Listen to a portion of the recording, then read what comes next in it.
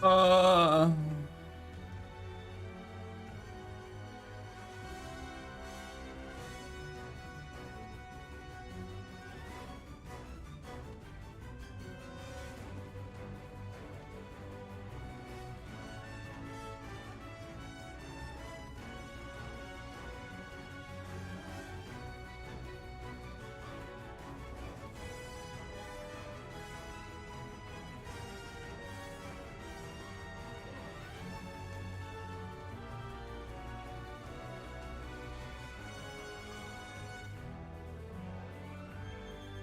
my head hurts a lot. Really bad. This lamp broke. Come on. Screw it out again and screw it in again. It's fine.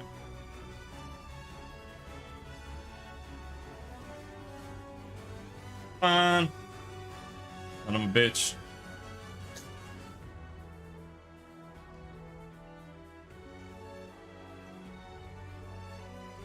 Neighbor's dog is barking again.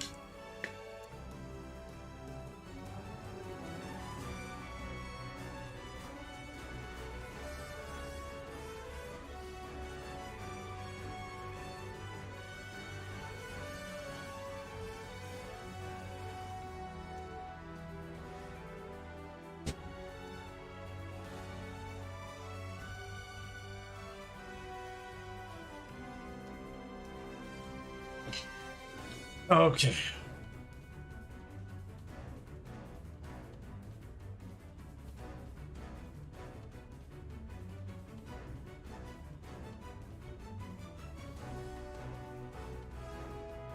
Fuck off, profiler. I hate you. Now. Google. C# for loop multi-thread.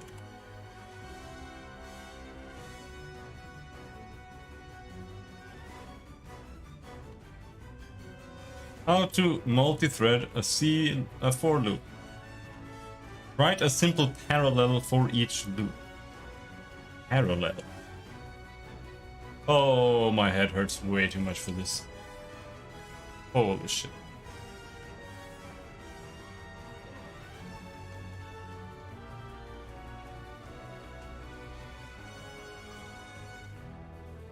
And I have to listen to my neighbor's fucking dog at the same time. Oh, she's such a bitch.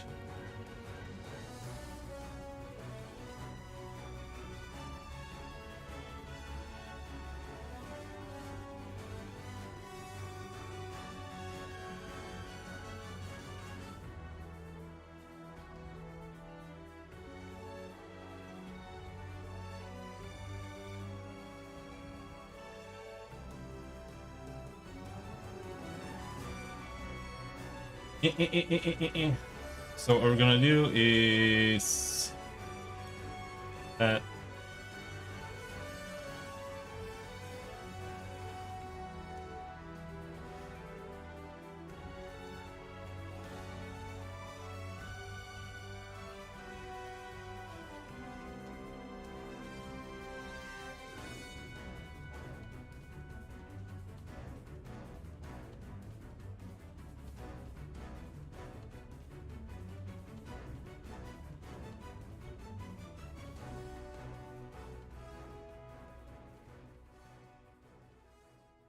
yeah, alright. So how the fuck do you do this?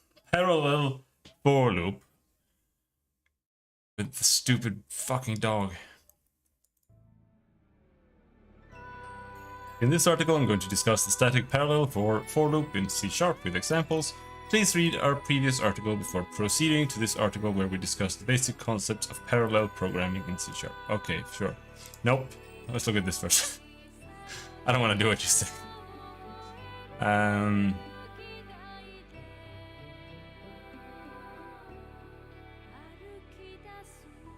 Let's say we want to print the numbers from 1 to 10 sequentially, then we can use a for loop as shown in the below example. Yeah, that's just a normal for loop, correct? How did we know that the numbers were going to be printed in order from 1 to 10? Well, because our for loop executes sequentially. From the first one, which is 1, until the last one, which in this case is going to be number 10. But what happens if we want to execute the different iterations of this block of code simultaneously? For that, we can use parallel for loop. With parallel for loop in C#, we have something very similar to the standard for loop, but the main difference is that with the parallel for loop, the different executions are going to be done in parallel. The following example is the parallel version of the previous example.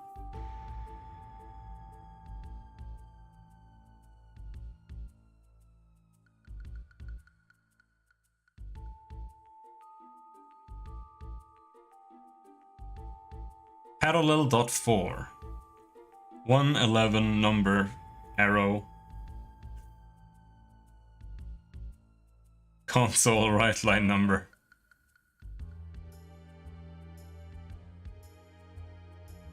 Okay, so does this just do multi-threading on its own? Like you don't have to do anything else? Parallels just grabs threads? We'll have to read about it. With standard for loop, we can predict the order in which the numbers would appear in the console, but with parallel for loop, we cannot do that. Now run the application and see the output. Try to run the code multiple times and you might get different orders of the numbers in the console. What is parallel for loop in C#? See, this is okay, because I'm not doing anything like that. So for my use case, it doesn't need to happen simultaneously. As long as all of them happen before it moves on, then that's fine.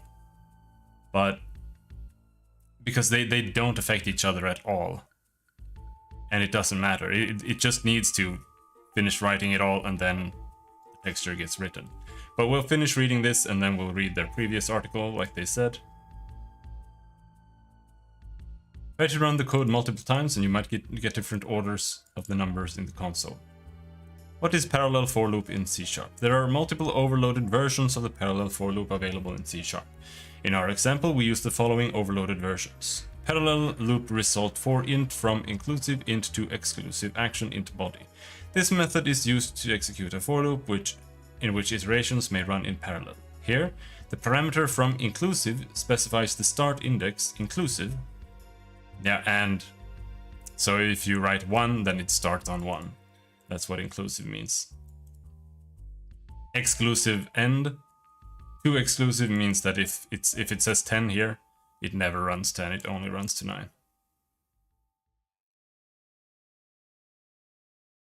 And the parameter body specifies the delegate that is invoked once per iteration.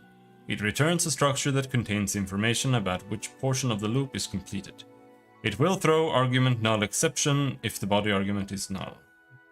For is a static method belongs to the parallel static class. So we need to invoke the method using the class name followed by the dot operator. Yeah.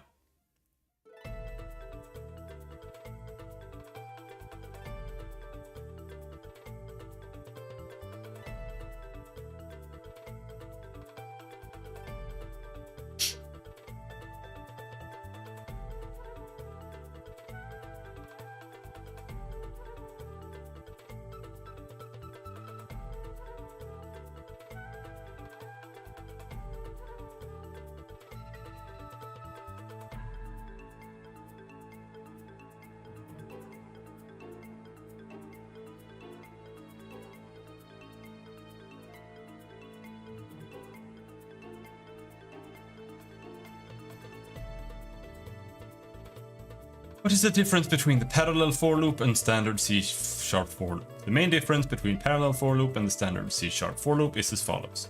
In the case of the standard C# for loop, the loop is going to run using a single thread, whereas in the case of a parallel for loop, the loop is going to execute using multiple threads. The second difference is that in the case of the standard C# for loop, the loop is iterated in sequential order, whereas in the case of the parallel for loop, the order of the iteration is not going to be in sequential order. When the iterations are independent of each other, it means that subsequent iterations do not need the state updates made by previous iterations. Then in such cases, we need to use task parallel library, TPL, to run each iteration in parallel on all the available cores. Moreover, the iteration should be an expensive iteration, otherwise we will get negative performance, which we will also discuss as part of this article.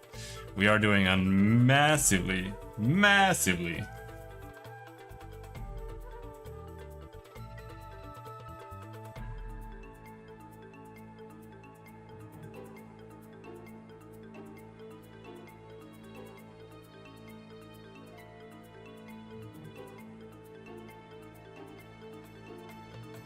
Is it Friday already? Holy shit. Feels like it's Tuesday. I wanna die. So tired.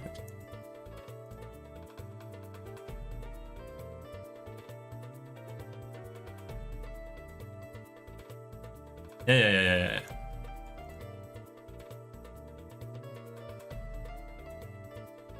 I mean, this whole thing where it has to like return order, like an order, that's like super simple.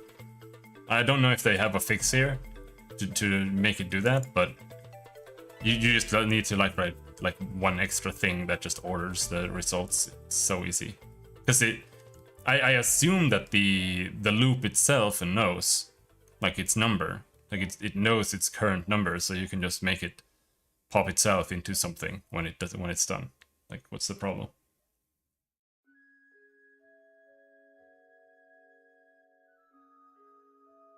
Once you run the above code, you will get the following output: C# for loop.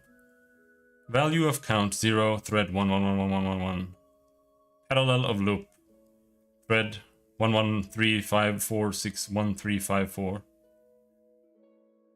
It's all in different orders. As you can see, the above output, the standard C# for loop, iterates sequentially using a single thread as a result. The results are printed sequentially. On the other hand, you can see with the parallel for loop, the results are not printed in sequential order.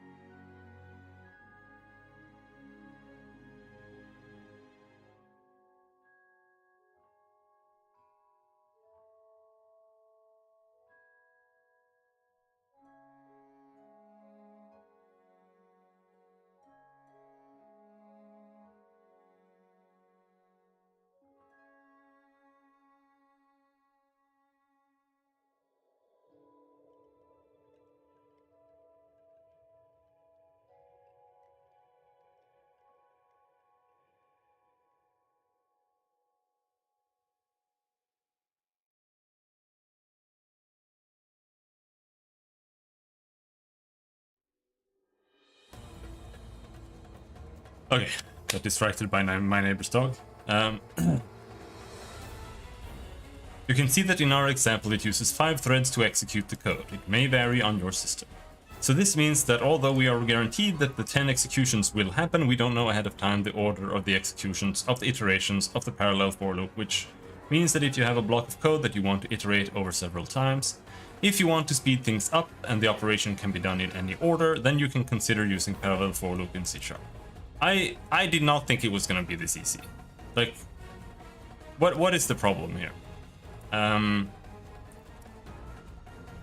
do you do this? You write 4, 1, 11, number arrow.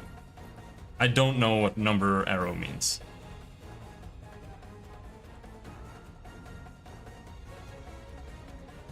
But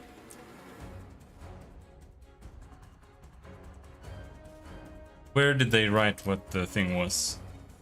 Action int body.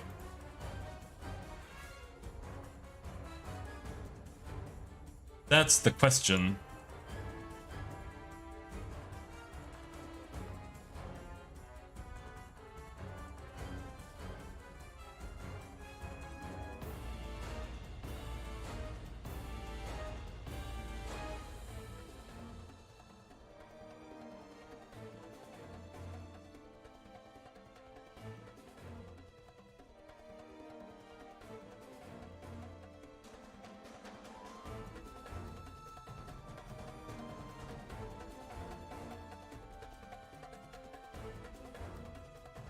What do I type there? Like number in this case. What the fuck did I just do? Whoa! Whoa!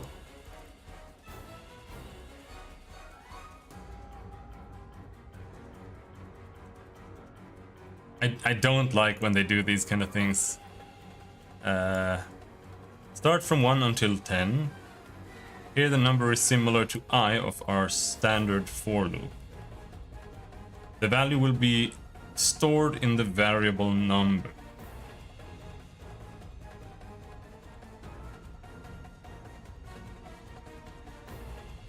Oh, okay, I get it.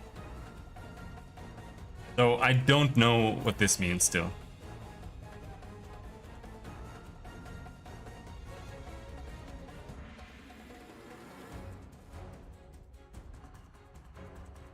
Google C#. The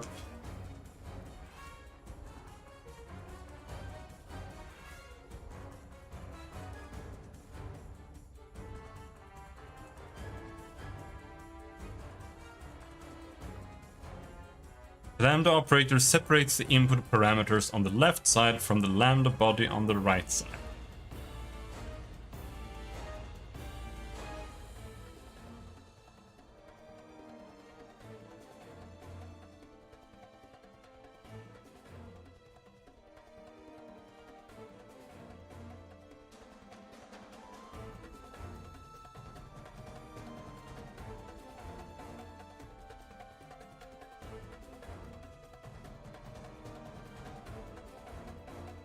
I don't understand this at all. What does this mean?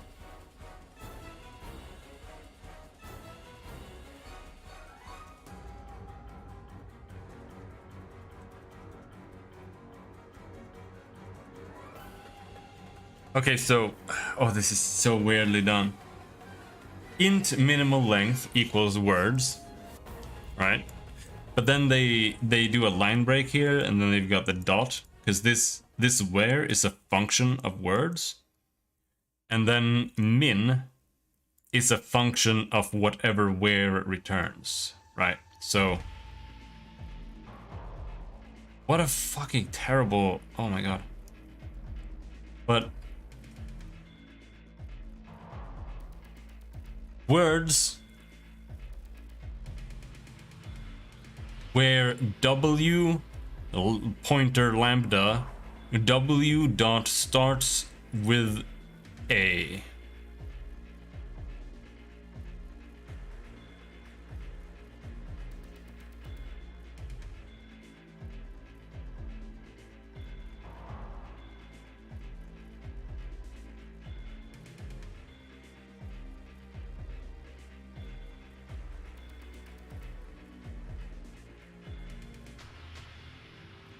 I hate Microsoft explanations. They're so trash. They're so garbage. They literally only make, like, they can't teach you anything. That's the thing. They can only remind you or like show you how something works when you already know how everything works. Because that's how it is. Like they don't use like a normal example. It's always some fucking example that uses advanced bullshit. Like I don't even know what this does. And I've been programming for over 5, 6, 7 years. What the fuck is this?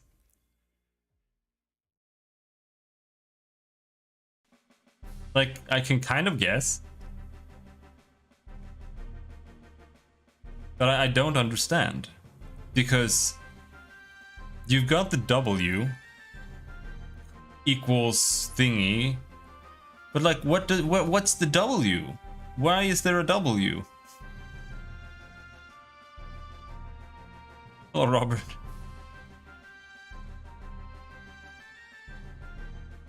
Wait, what's W? Why?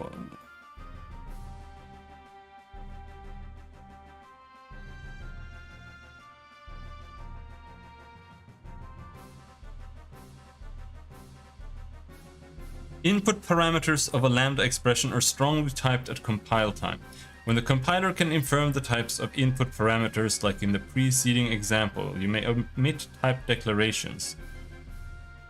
If you need to specify the type of input parameters, you must do that for each parameter as the following example shows.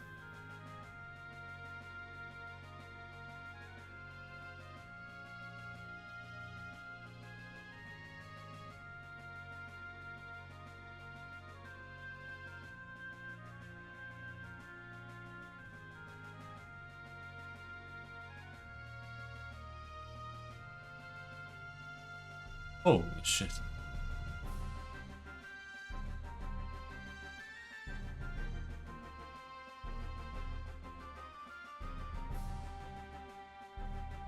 Mountain Blade? We have just released Steam Workshop support for Mountain Blade Bannerlord.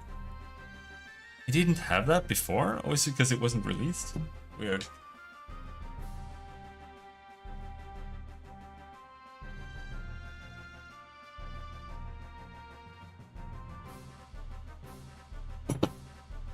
Bonk.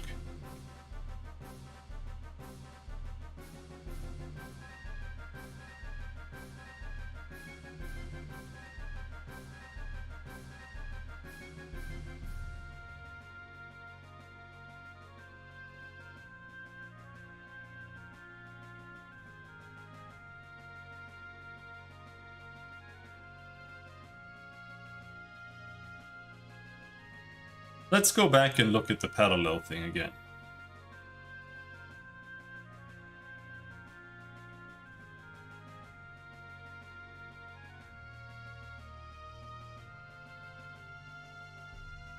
I don't get it. Anyway, let's once again go into the repos. Copy tech demo tile rework dash copy into the backup folder. Yes, I'm not using Git. Git, it's a pain in the ass.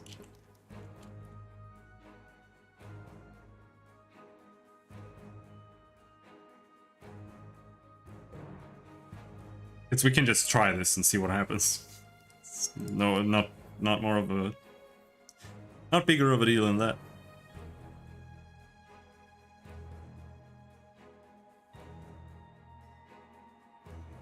But I assume this doesn't really...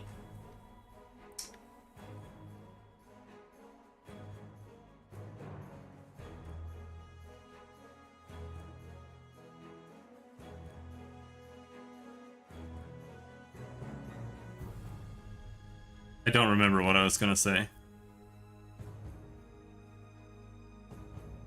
I don't think this is gonna be very difficult to put in. You should just be able to put it in. I don't know how it will work inside a normal for loop, because it's a nested for loop. But I think if I just put this at the top, well,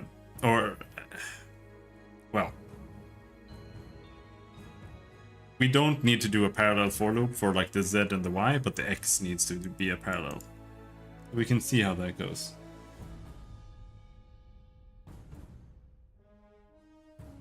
Hello, a loner wolf. How's it going? Or are you a loner wolf?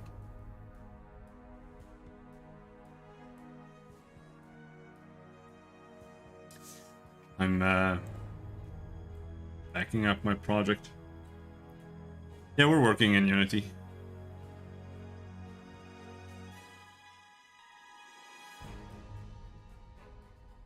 But a lot of it is custom, because Unity just doesn't do what I want it to do.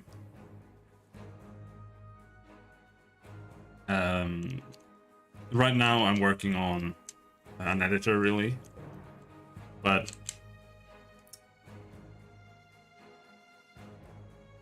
I'm taking a little break from that, and I'm trying to... Oh, okay, that's broken. Okay, cool. Anyway.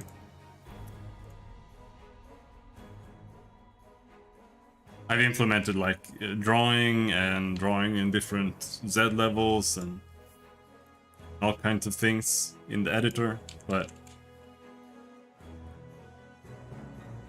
the frame rate is getting a little bit heavy. It runs at like 200 FPS on a 24 core CPU. So I'm gonna try to multi-thread the main culprit right now. So let's see, it's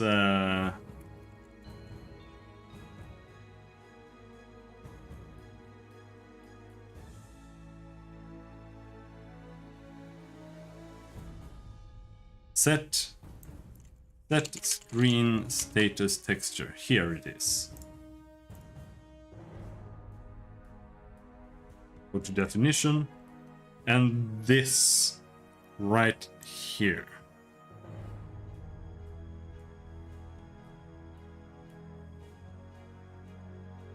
Arrow. Do I need a namespace? System.threading.tasks. Let's see if this is available in Unity, because it's not always that everything is available. Sometimes you need to use Unity's shit.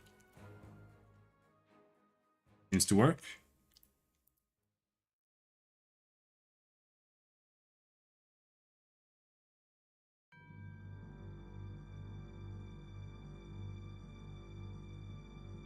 Parallel.4.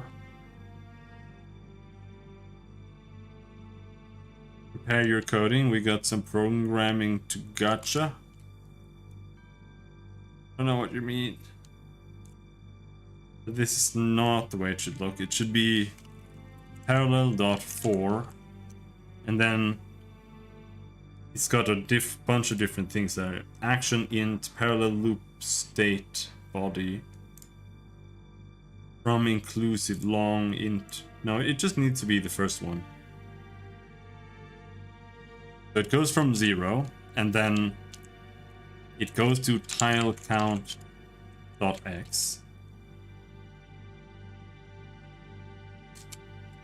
And then we type x colon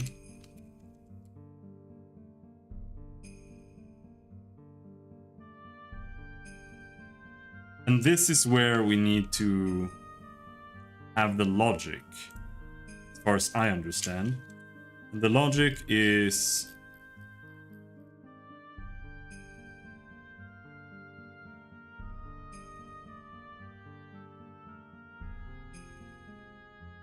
all of that. Okay.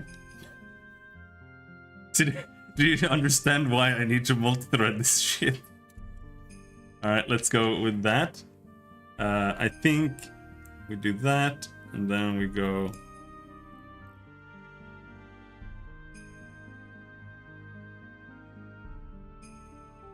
back down here. And we delete that. To be a comma there. But for some reason,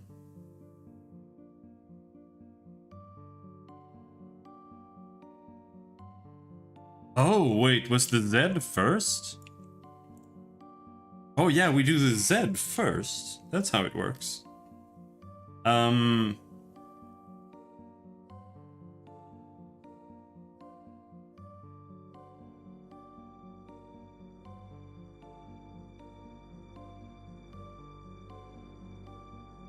And there are no errors.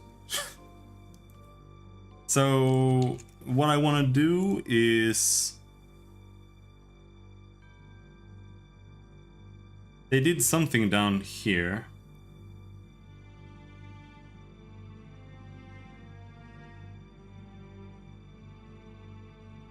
Parallel for loop for console right line.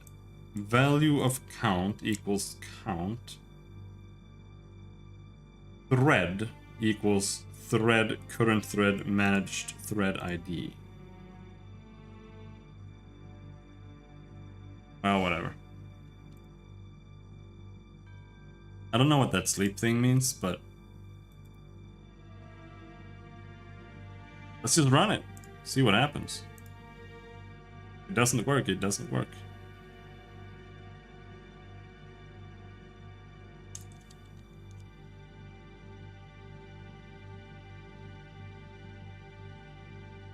That runs way, way worse. And it doesn't work. Why doesn't it work though? Does it actually need to be in order? Because if it needs to be in order, let's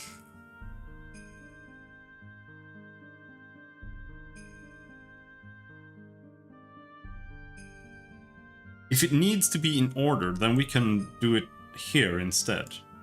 We can parallel like the first or the X.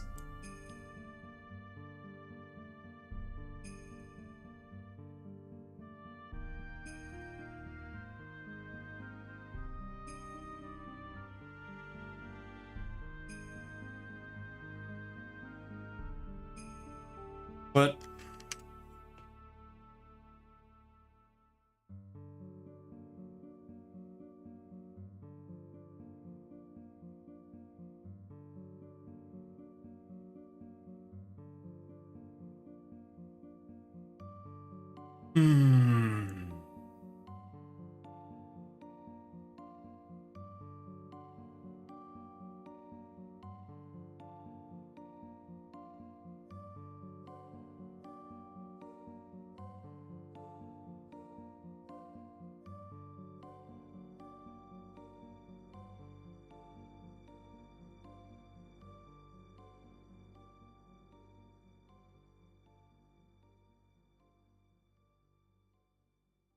does it really need to know that?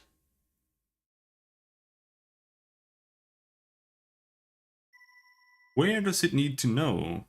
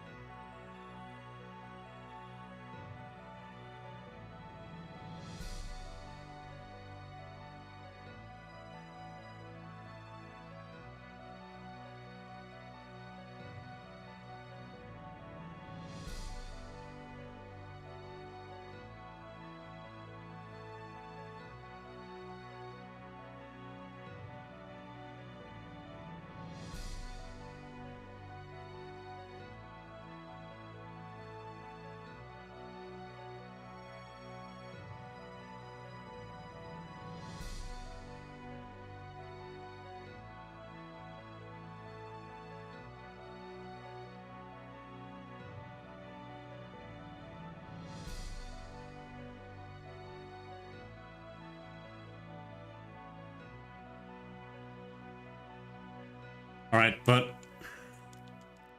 let's simply try doing a parallel on X instead.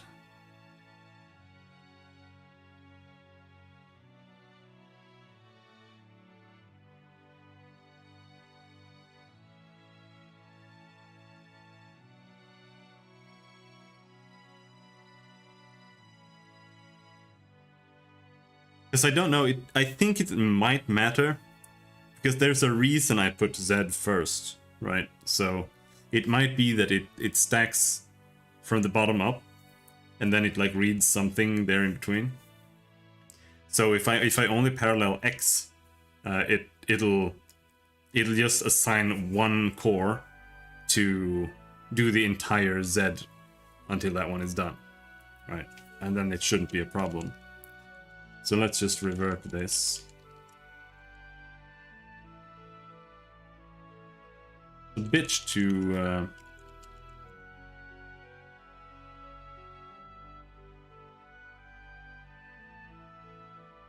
get this around, though. How can I do this?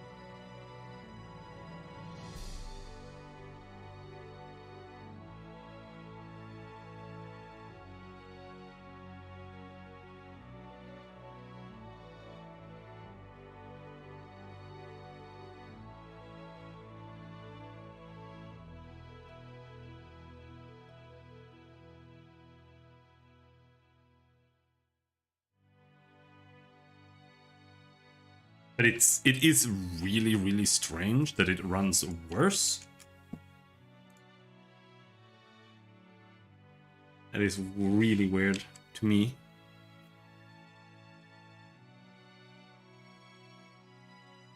Like, this also runs worse. What's the problem?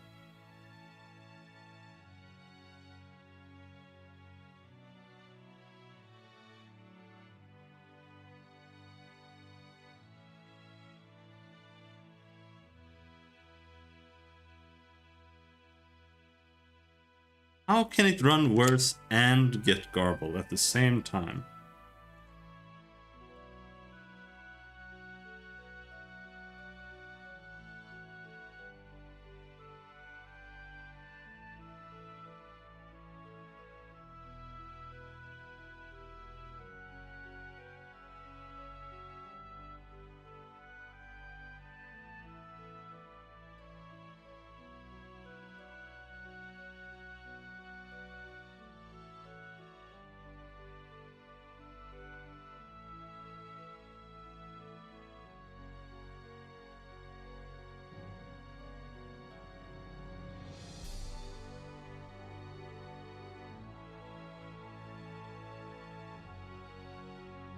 Alright.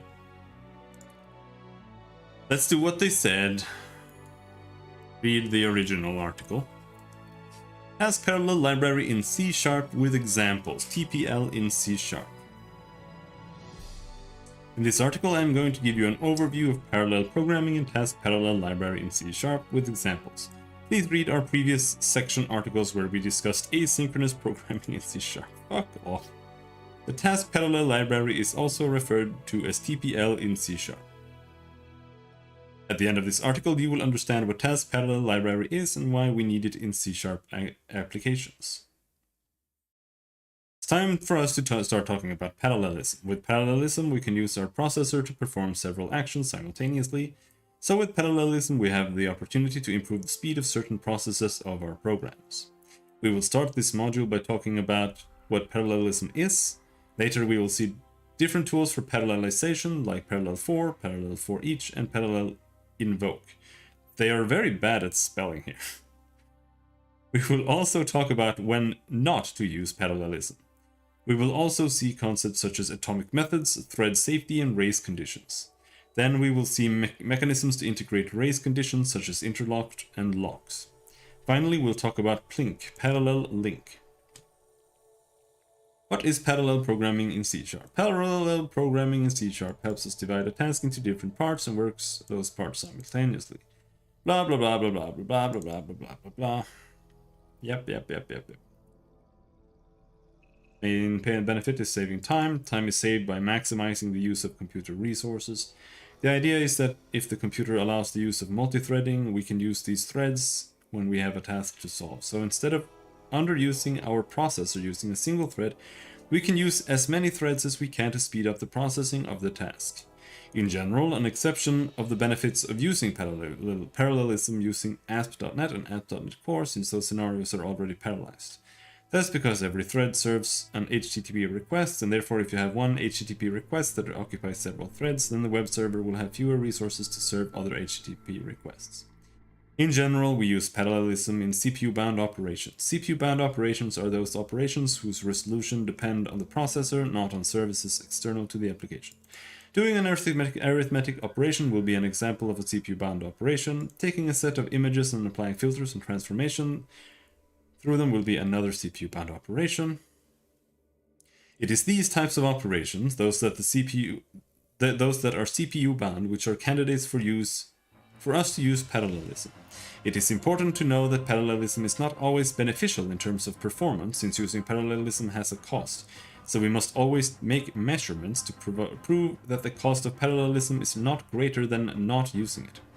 That is, sometimes when we use parallelism, the result is a slower application, yeah, like 10 times slower apparently. One reason for this is that when we want to parallelize is very small or doesn't require enough work for justifying the use of parallelism. Well, that is absolutely not true. Our case, the benefit of parallelism depends on the amount of work to be parallelized. So, the parallel programming in C# is very important for systems that must process a huge amount of data. For example, on Facebook, approximately 250,000 photos are uploaded per minute, and blah blah blah blah blah blah blah. Yeah, fuck off.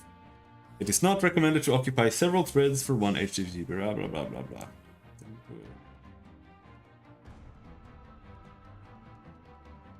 If you try to use parallelism on a computer that cannot use parallelism, then the code will run insequential. That is, it will not throw any errors, but it will not be faster either. So the objective is that not all computers can perform parallelism. Modern processors are typically multi-core. In Windows, you can see if your computer is multi-core, blah blah blah blah. Yeah, it's multi-core.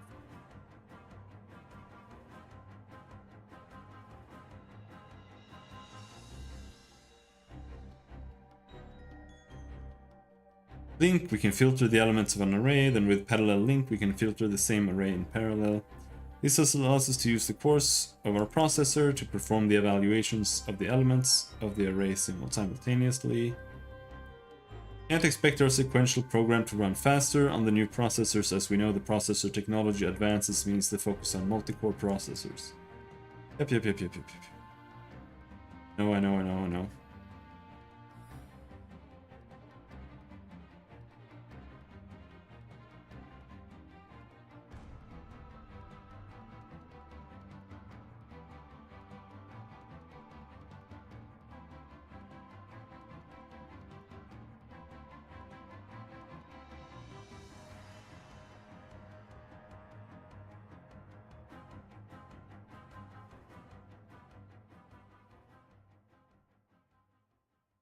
Am I still on .NET Standard, or did I move to .NET Standard? That's the question here. Let's see. What did I ask the other guys about?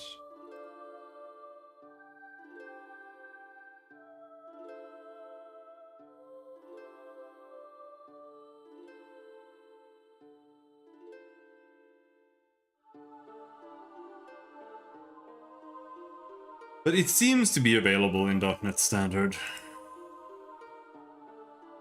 Let's see. It's called TPL. .NET Standard 2.0 TPL.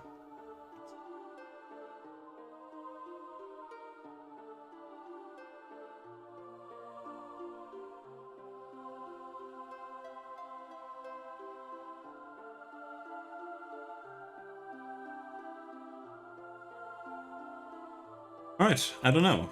Before we continue, let's try swapping this over.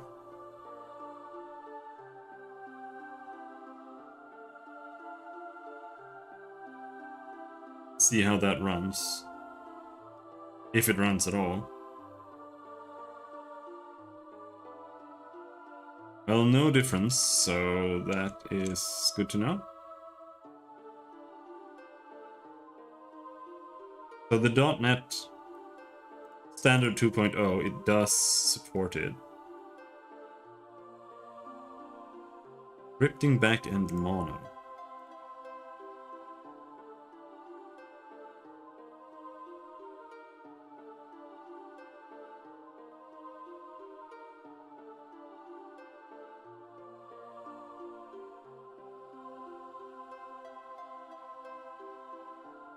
There are things here that I have changed, I think. Like this static batching, dynamic batching, it's all turned off, but I don't think it matters. You're not using it.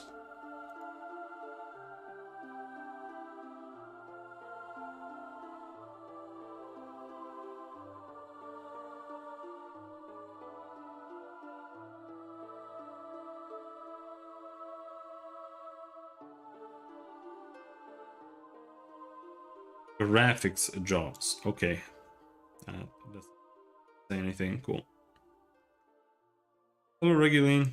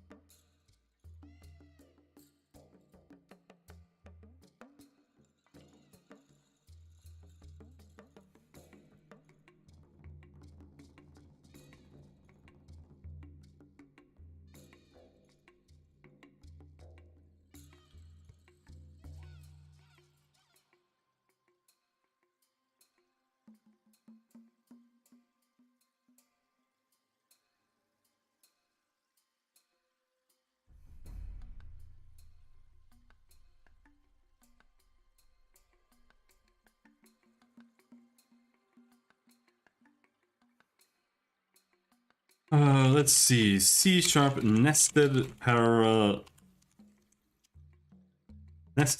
4.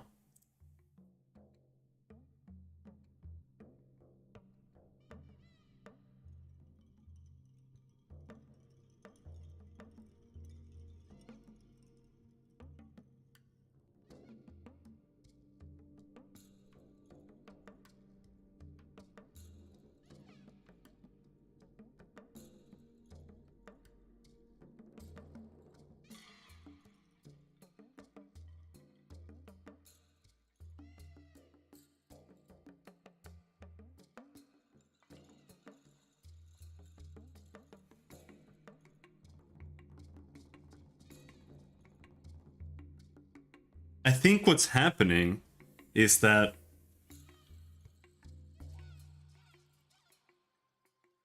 it's actually not waiting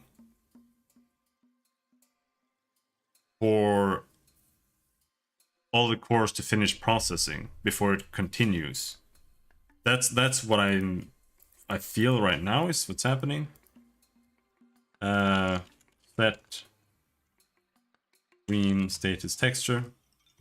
So it's not waiting for this to actually finish properly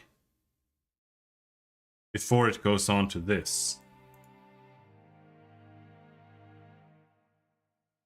It's weird because I feel like it's doing this stuff and it's moving on to this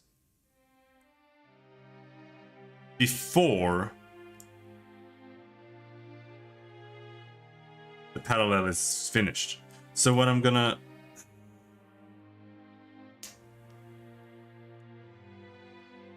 let's try this. We have int stint equals 0, right?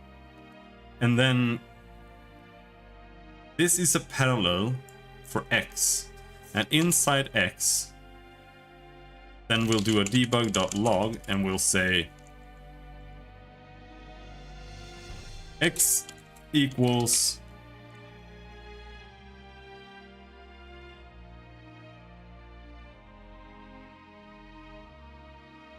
Now, let's say test int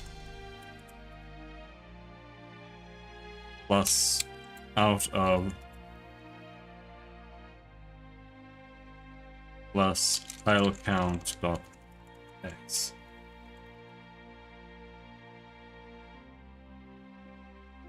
And we'll see what that says.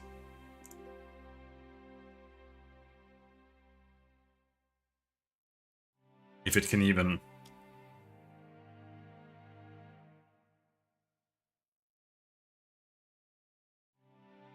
See, wait, no. I forgot to do what we were supposed to do. Test int plus equals 1. Okay.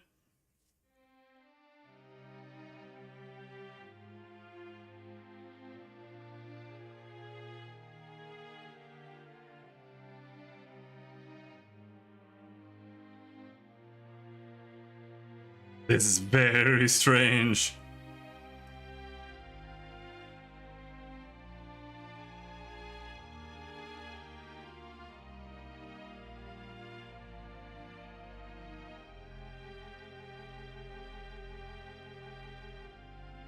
Fuck.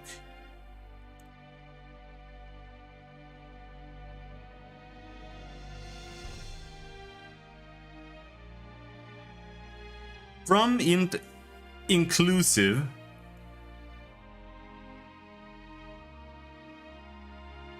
to tile count exclusive.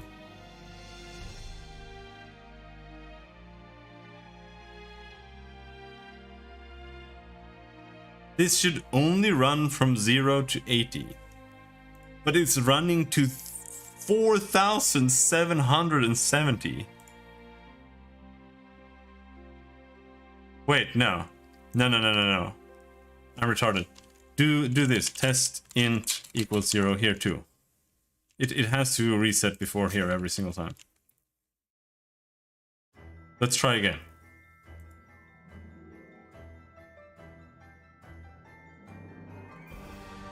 I hate finding errors like that though, because it looks like you found the issue. But no, this is only running to 80. But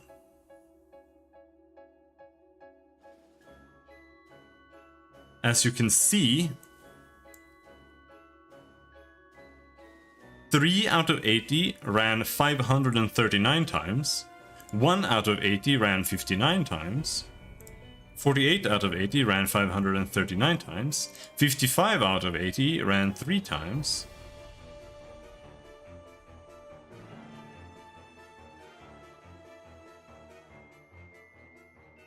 Well, that's still not right. Still not telling me what I think it's telling me. Let's debug log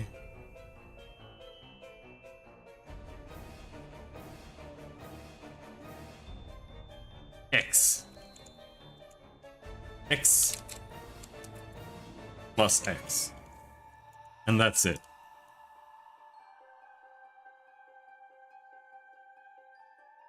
You can get rid of the test int, and now we can see, because it should be run the exact same amount of times on all the x's, right?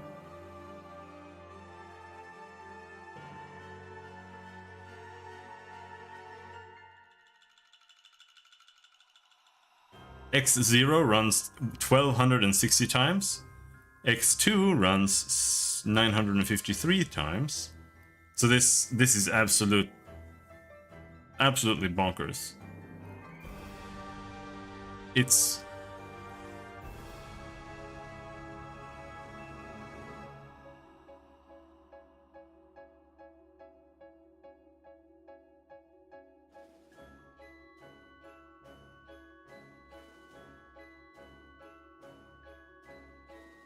see, up here it's more solid, but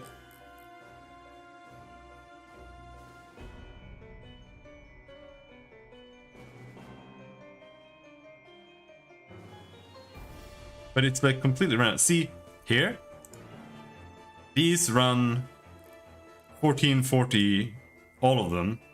0 runs 60, These run 1440, 1440. But here it's starting to lose track.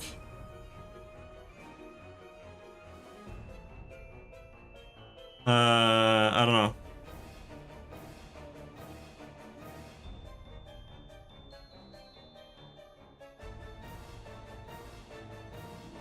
I put them here, like inside the class. Not inside the update. If you put it in the update, then only the update has access to it. And it keeps reinitializing it every single time. So you don't want to have them inside the loop. You want them to be set outside the loop. Yeah, I'm trying to multi-core or multi-thread, but it's not running right. It's just skipping things.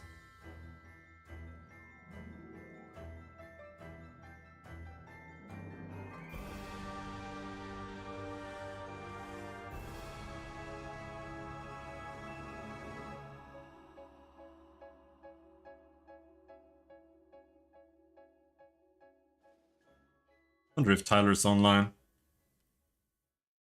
Gibbs.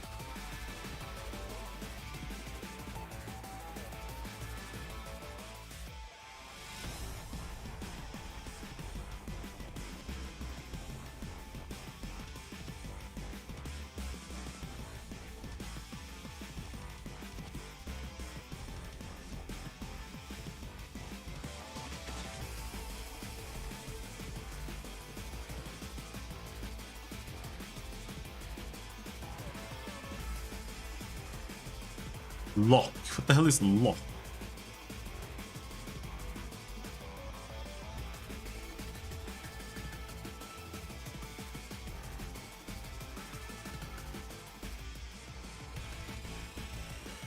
So he's got I plus 1, 100. And then he's got a... What the fuck?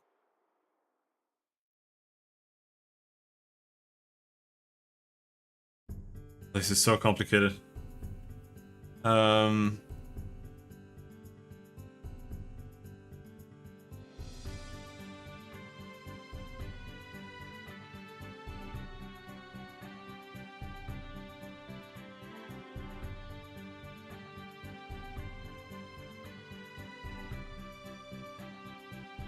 See here, he's sleeping. It's sleeping. And I'm a little bit scared that they're doing that, because threads.sleep seems retarded.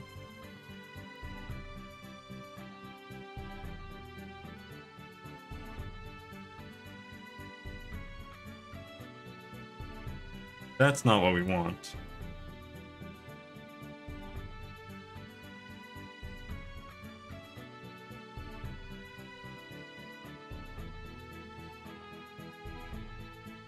We can try making a while loop. We've got an int there, and then at the bottom here we can do. So what is our current tile count? Let's find out.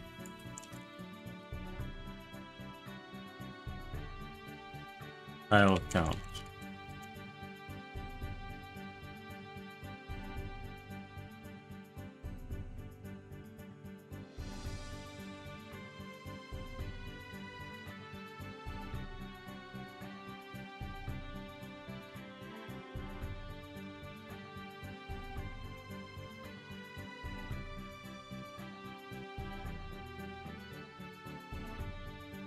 How can it change? What's happening?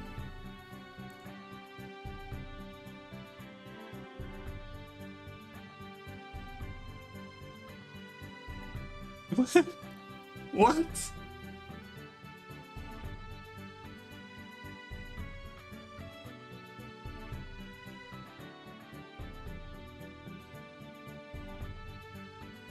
Okay, so now it's 50. It's decided on 50. Why is there two different? That thread pool wait callback, perform wait callback.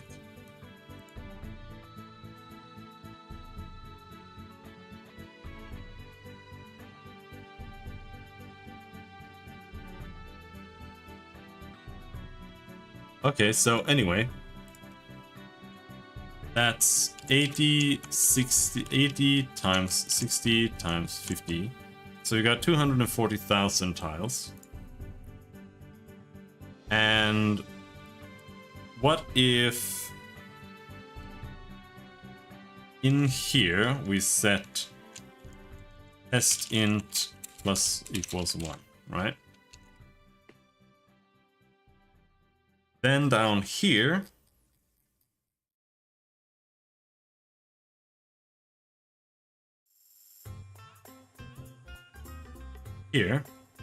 here,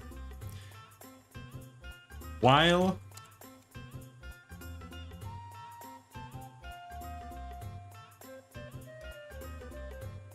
let's make a timeout too. Int timeout equals 0, while timeout is less than, I don't know, 5,000, or temp int is equal to or greater than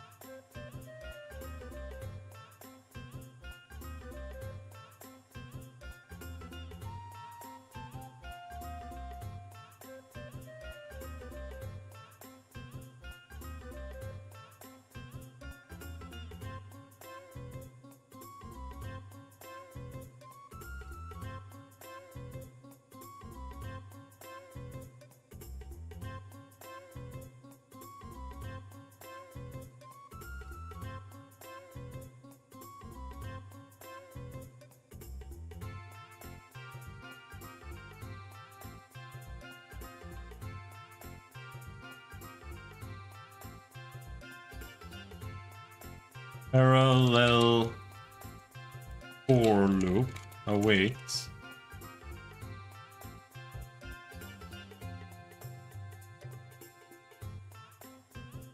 no, not for each async / await parallel loops.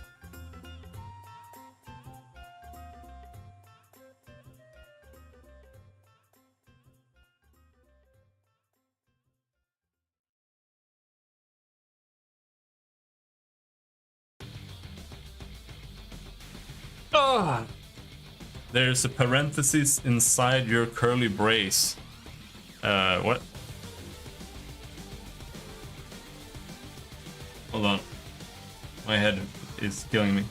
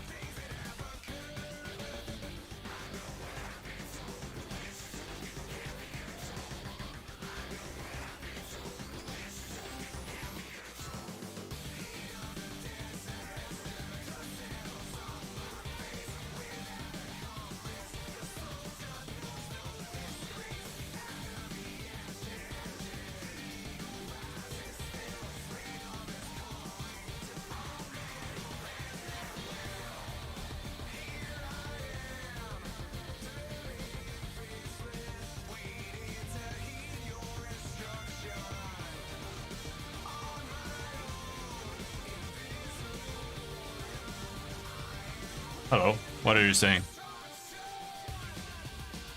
There's a parenthesis inside your curly brace on 1715. Yeah. Because this is all inside... wait, hold on. This should be equal to or greater to 24,000.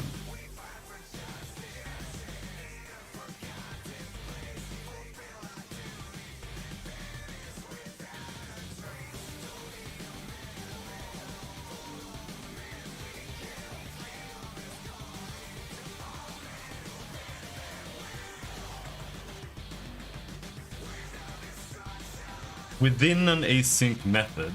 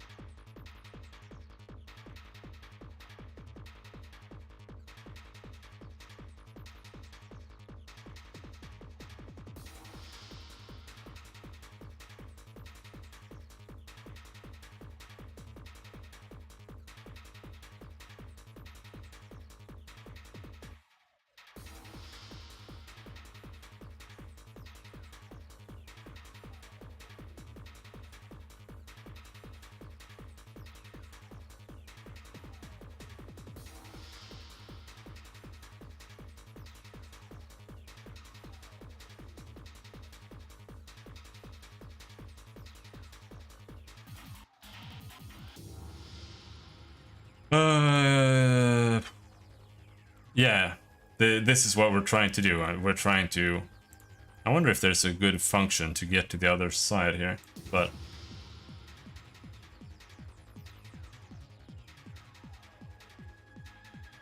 Here, this is what we're doing. It's a parallel for loop, and it works like this. You type parallel.for, and then you write... This is just like a for loop, except the first number is where it starts, so that's int y equals 0, but you just type 0. And then this is the maximum, tilecount.x, which is just like this. Y is less than tilecount.y. And then here you type what the name is supposed to be, or the variable. And in this case it's x, because here we've got y, and here we got z. And then you type this smiley face, the arrow. And inside that, you put the entire block of code that it's supposed to run. So that's why there's a curly bracket. And then there's a parenthesis at the end, which ends that.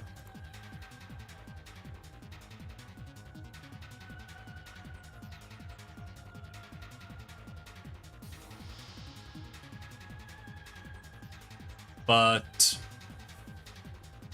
we have to make it wait somehow until all the threads are done running.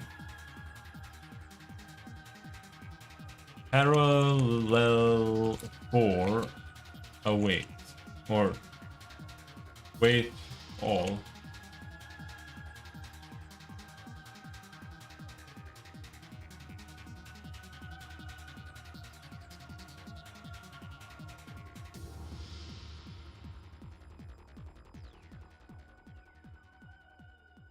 Parallel for already blocks your current threads till all tasks are done. Parallel for doesn't return until it's done. Fuck you.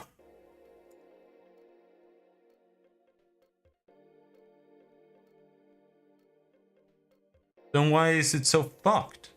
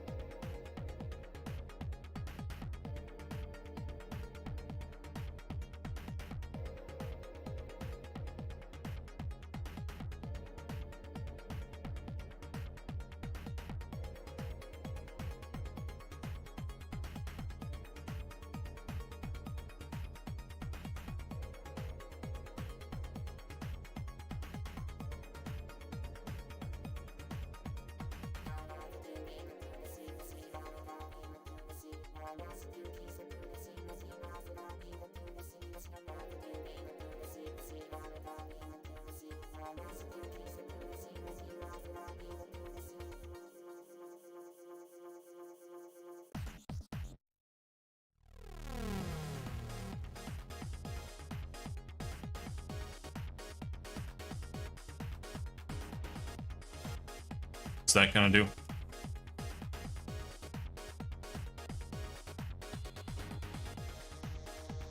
Runs even worse.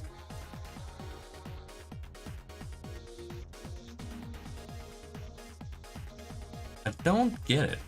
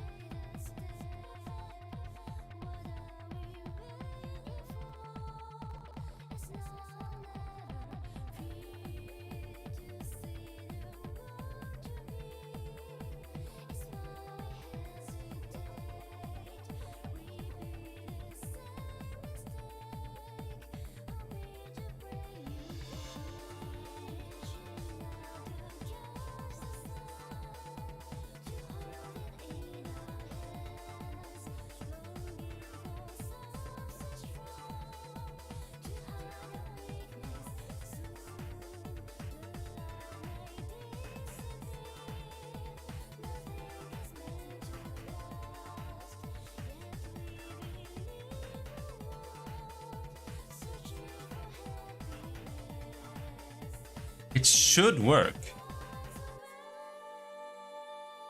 Because they are saying that. Turn it to the way it was. They are saying that the parallel.4 doesn't return until it's done, right?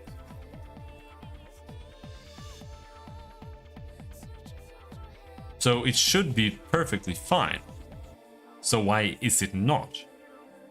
Because first of all, it's running way worse. Is there a reason for that?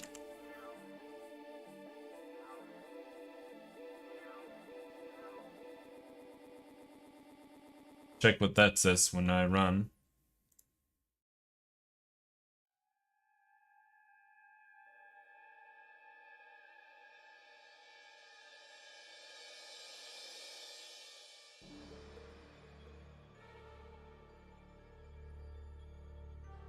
The thread count doesn't go up at all. The CPU utilization goes up a lot. Yeah, it goes from 12 to 80%. So this should do quite a lot, but I don't understand the results we're getting. It's so weird.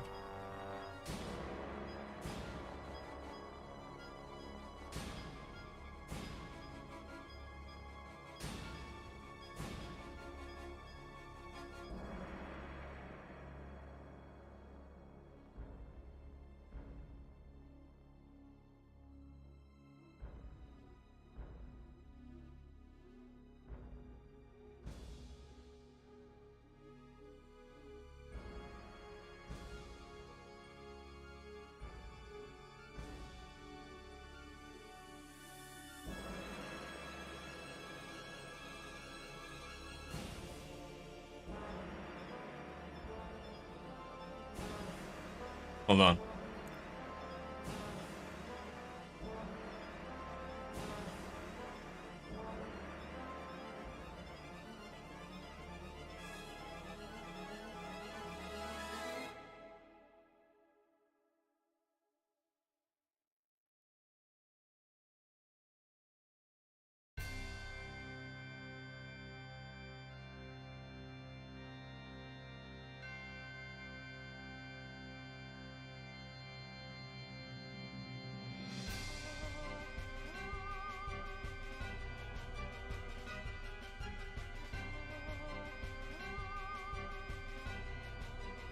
I wonder if we can do this on the fly.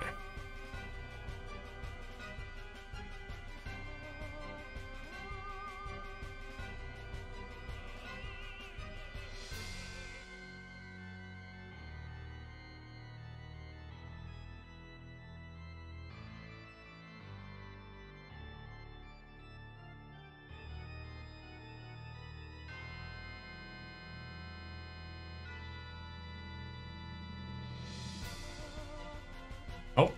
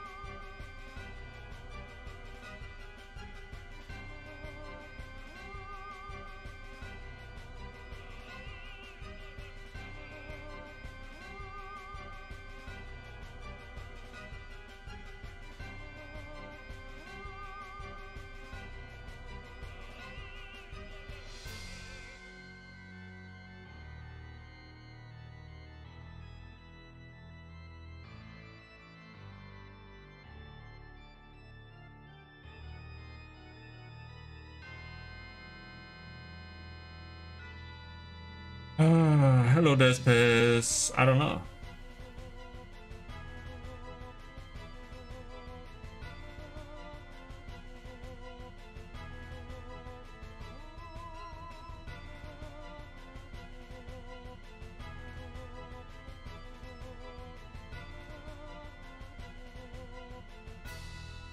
Like,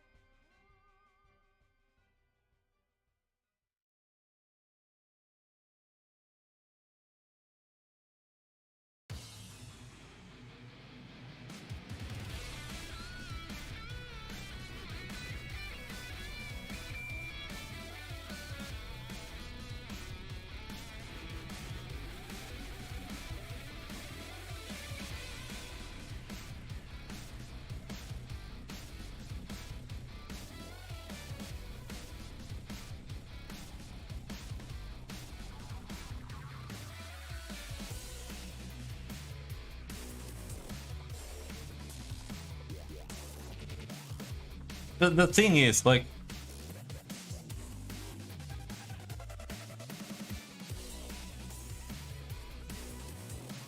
it shouldn't matter, because it needs to have like the correct y, x, and z values, right? But since we're only paralleling the x, that means that it's already got the y, and the y will not iterate until it's all done, and the z should be internal, right?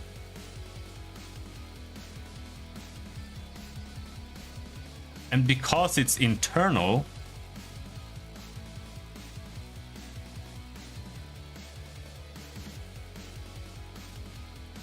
it should just work. Let's see.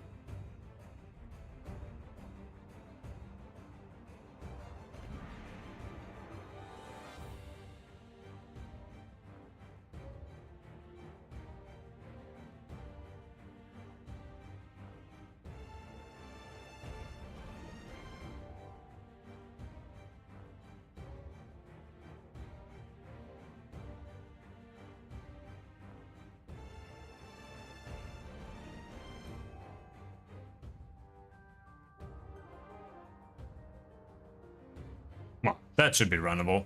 We already debug logged stuff there.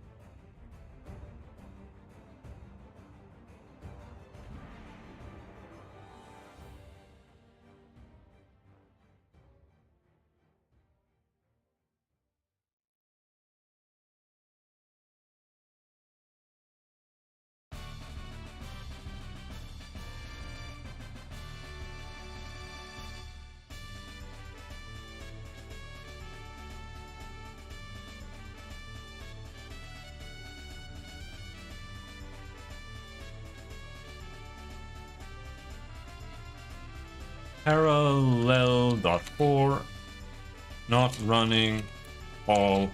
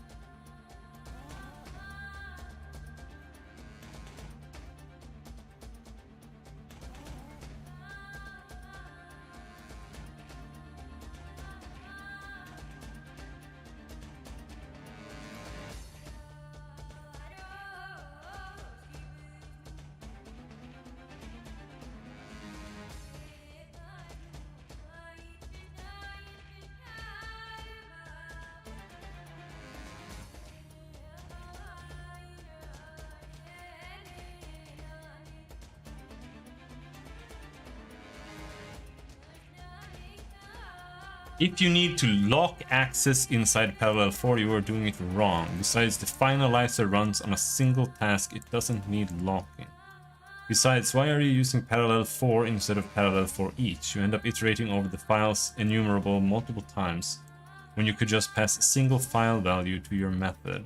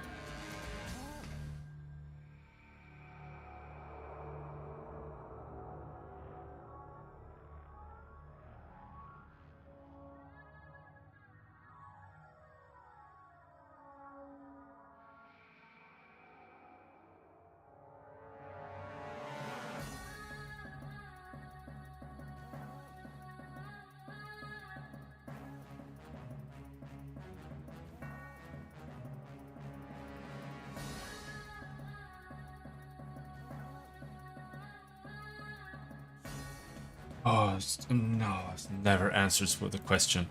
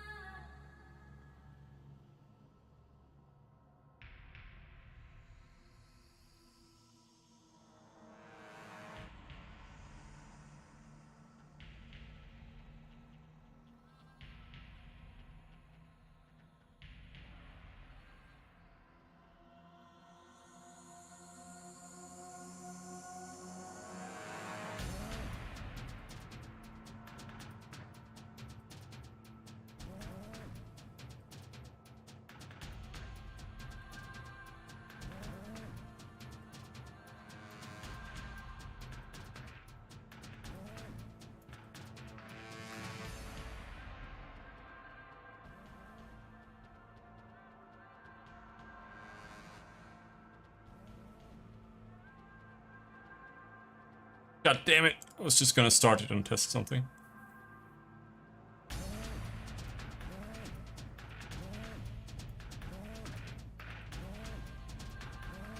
Get rid of that parallel.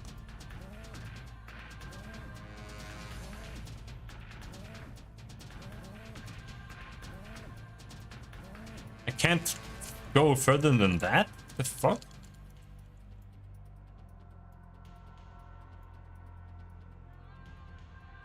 Alright, let's go back then.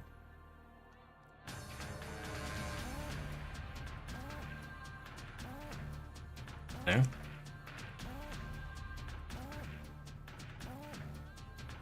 And then here we do that. This is X, X, X, X.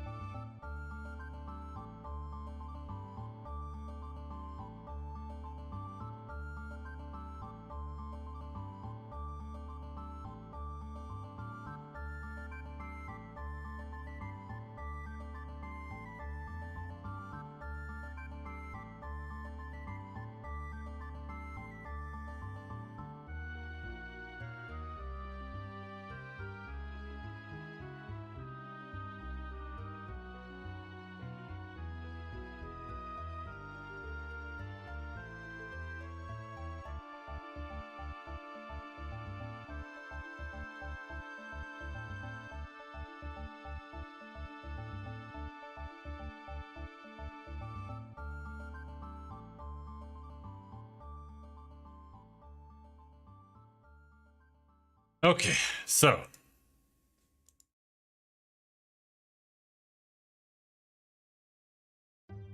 private dating chat girls.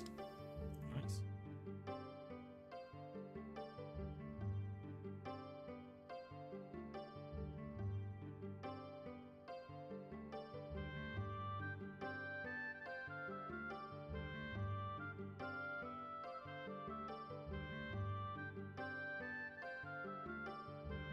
Hmm.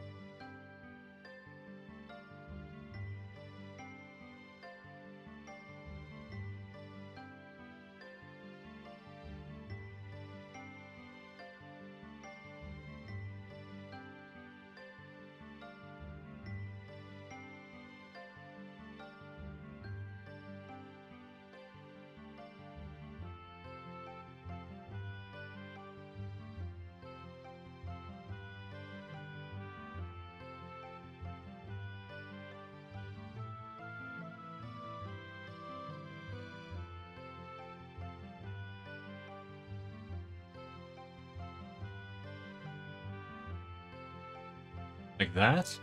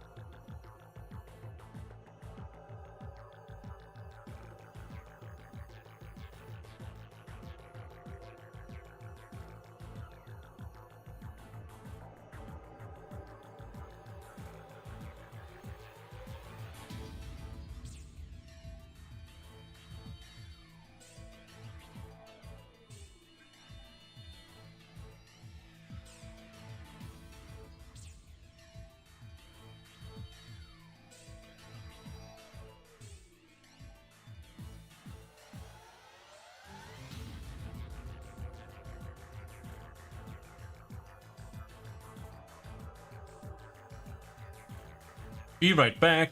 Alright. I'll wait for you.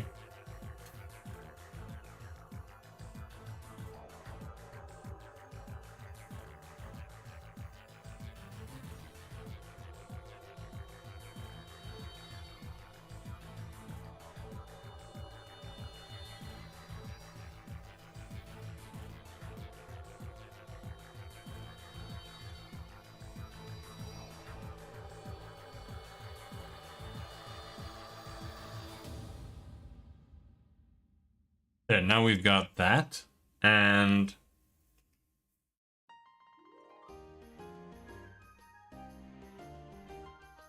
do that. Then I can't see the thing I was looking for.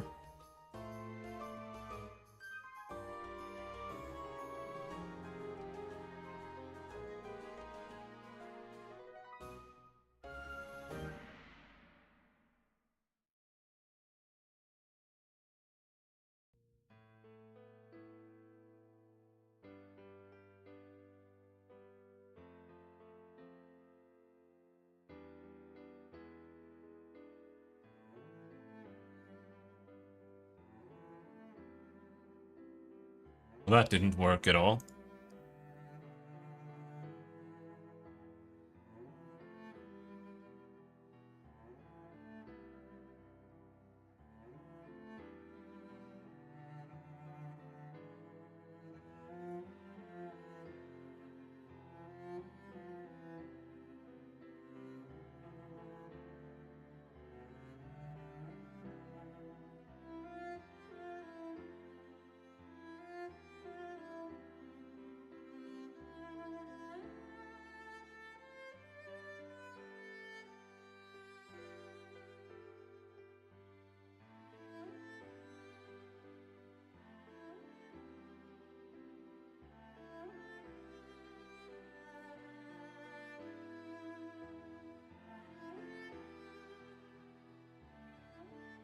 Not a reference type. But the array is a reference type?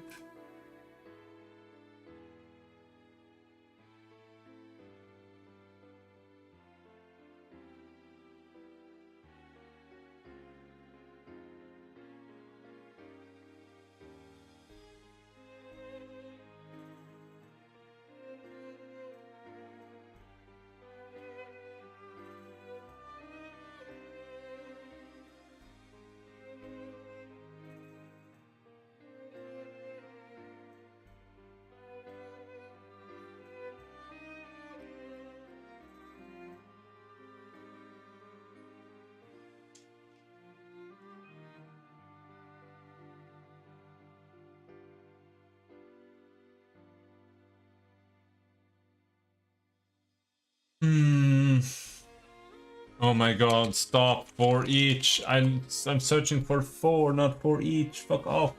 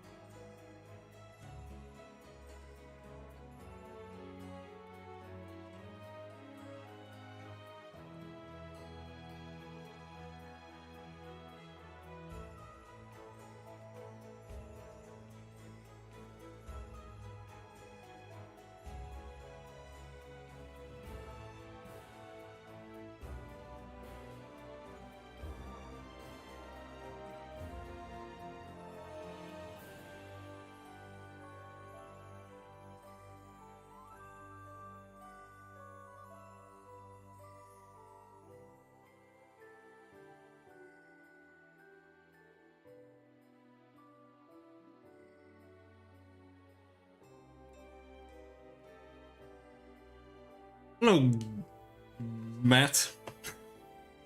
I'm trying to figure out how to use parallel.4.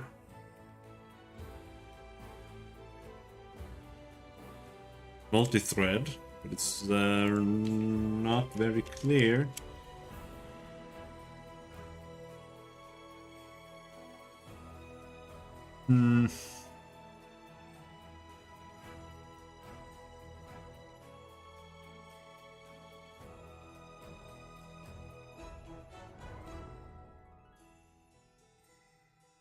Yep, that is very true.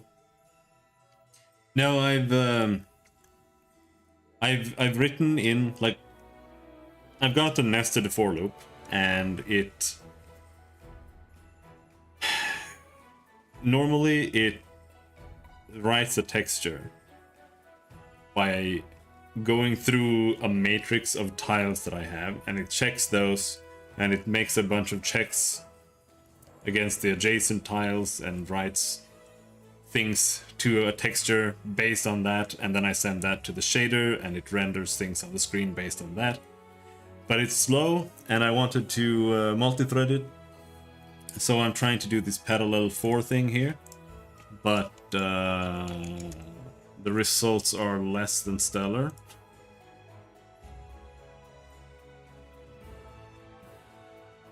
Because it's I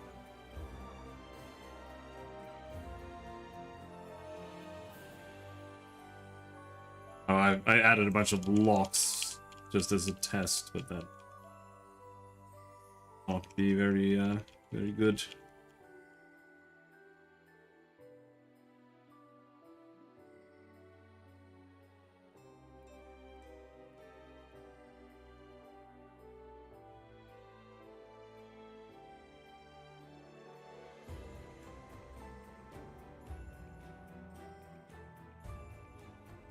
You can see it's not properly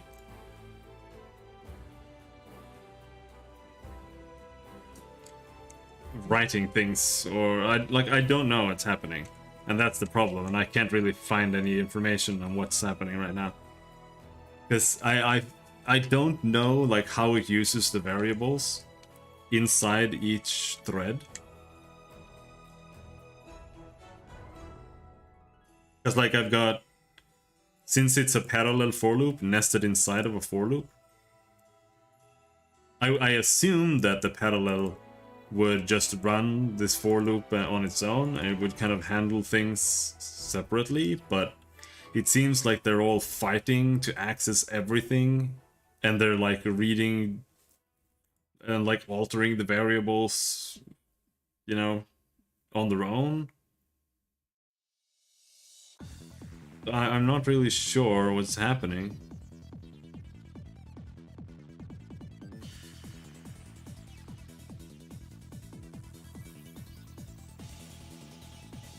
It's like one thread is running and it's changing all these variables that determine like what we're writing and where we're writing it. And then when it gets down here to where it's about to write it into the color array, we've got another thread that's like over here, and it's just altering something here, and now the values get changed. Like maybe array index is used down here, but it's actually set up here. So now another thread is like accessing that and changing the value, and both of the threads use the same array index. Like, is that what's happening? I'm not sure. And I don't know if I can set it as local within the thread. Because that, it was like that before, and that didn't seem to work either.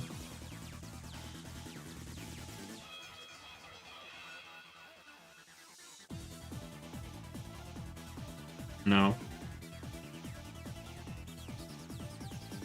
C# parallel thread local variables. How does that work?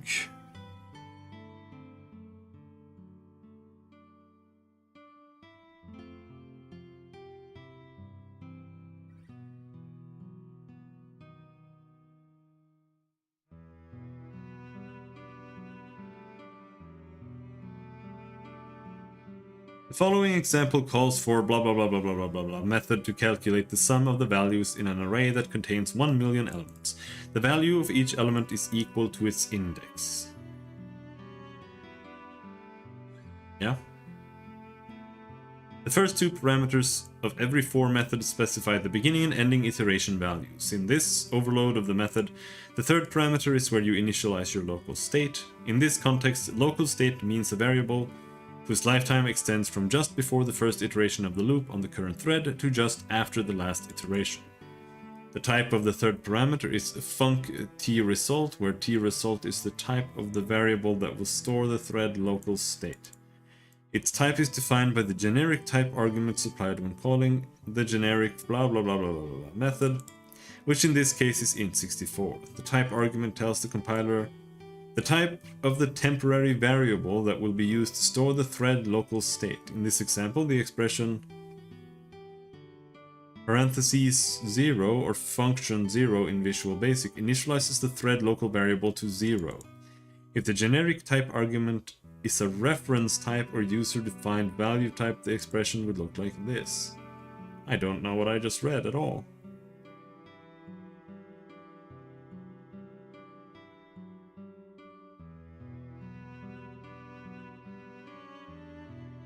The thread local variable.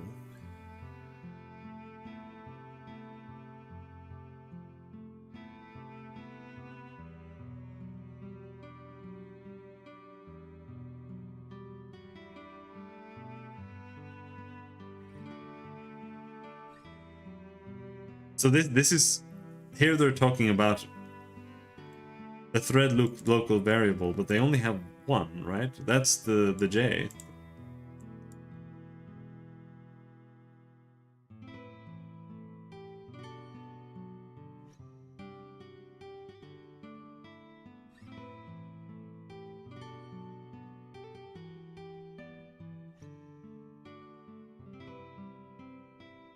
Fourth parameter defines the loop logic. It must be a delegate or lambda expression whose signature is func_int parallel blah blah blah blah blah blah blah blah blah blah blah. The first parameter is the value of the loop counter for this blah.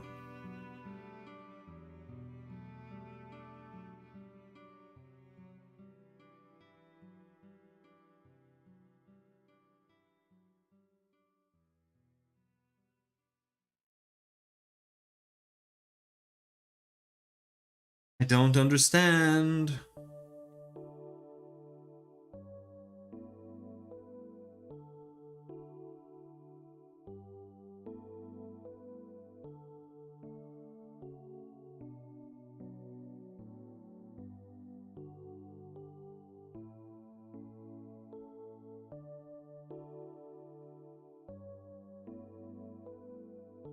Interlocked.add ref total.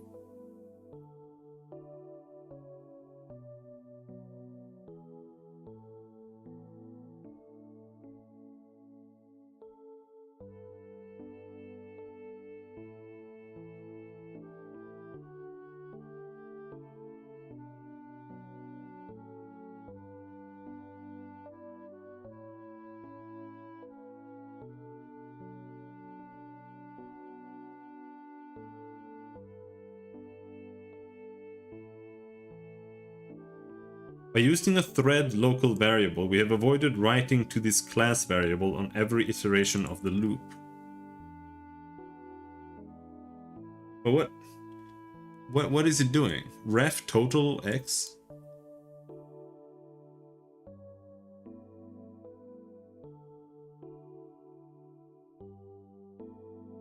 Interlocked.add.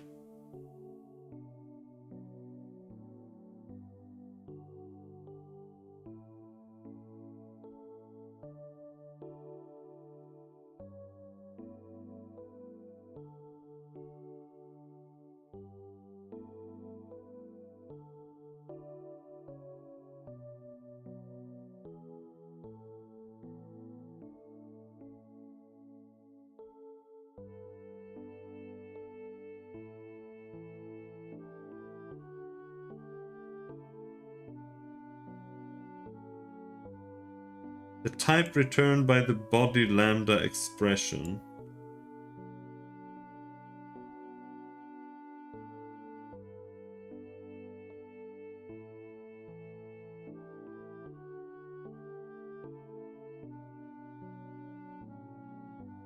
Why is it parentheses x here? What is the function of that? And I don't understand this either. The expression parentheses lambda 0 initializes the thread local variable to 0.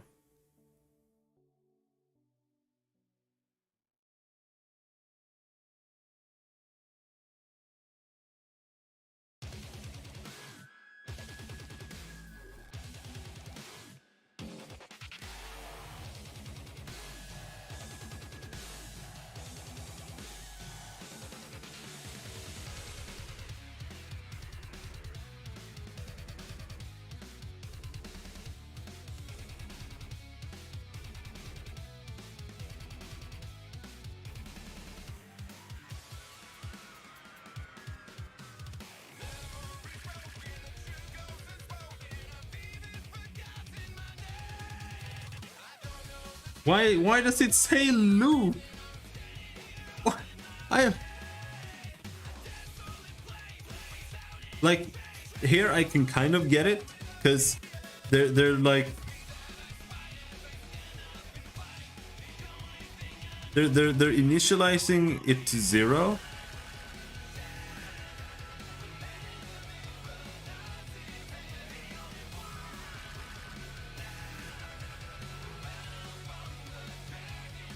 Why though?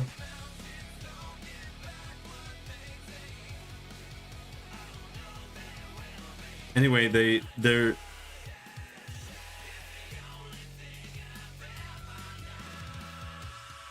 it's just what I don't understand is the way I understood it was that this value, or like the third value, that would be the number that you use in a normal for loop. That would be Z or Y or X.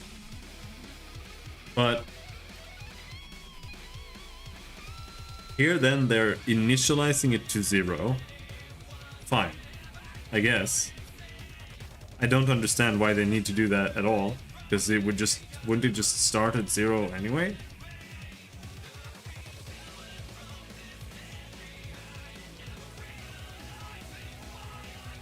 But here then they have multiple variables, j loop subtotal. So then how does it understand that j is something here? And why does it say loop? Because here you've got subtotal, so these are like all internal. You've got subtotal that's added. You've got j, and it's added to subtotal. But is it because j is the first thing here that's what gets iterated? And loop, it does nothing, it doesn't exist at all in the whole thing whatsoever. And then in subtotal, that's also local, so that you have a subtotal that it gets added to, and it just has its own internal logic. And then I don't understand why it returns the subtotal.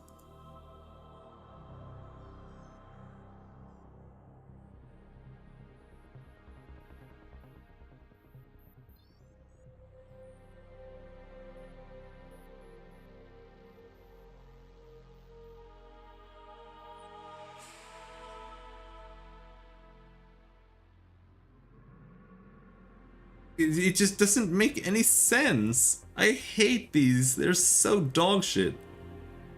Why is it returning it?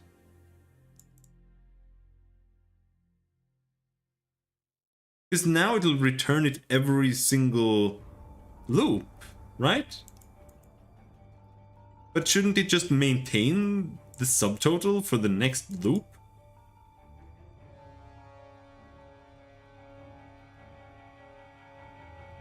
And then here, why is it a parentheses x interlocked add ref total x? Like, I get that they're adding this value to the total, but what is x? Is x subtotal? Why? It's so fucking garbage.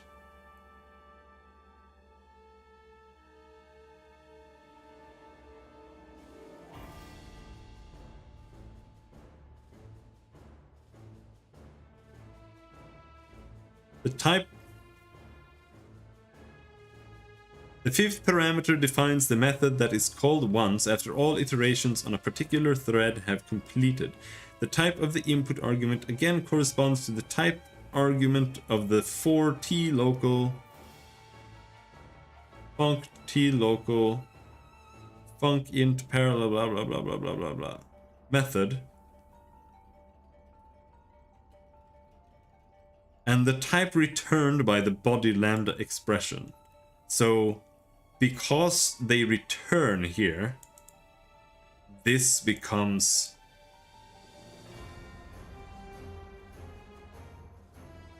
well, I don't know what it is because it doesn't have a variable.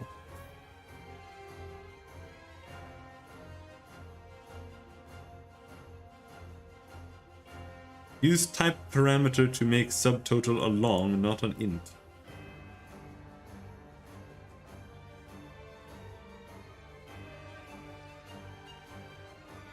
Okay, so they've got longs here, so now all of these are longs.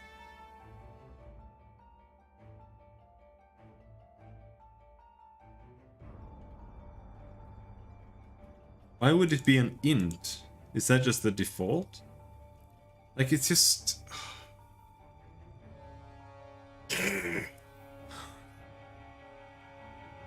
so trash.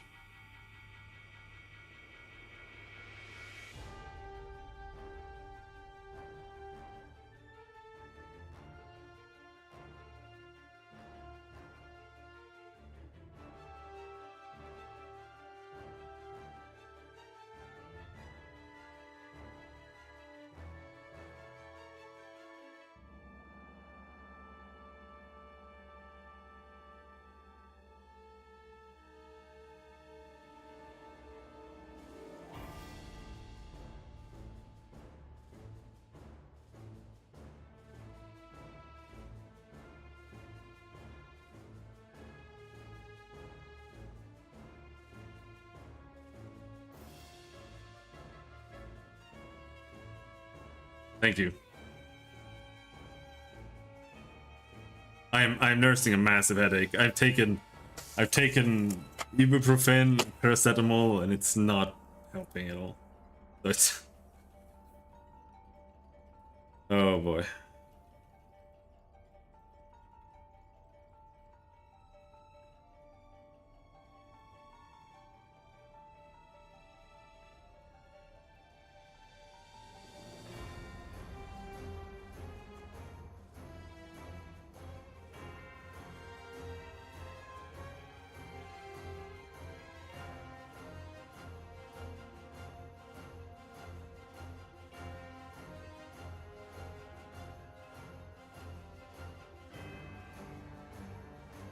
G sharp parallel 4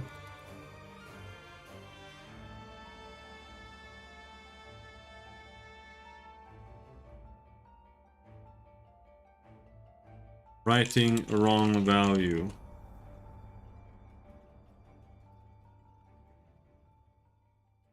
That was me when I was trying to make a custom node editor to add to Unity. Yeah.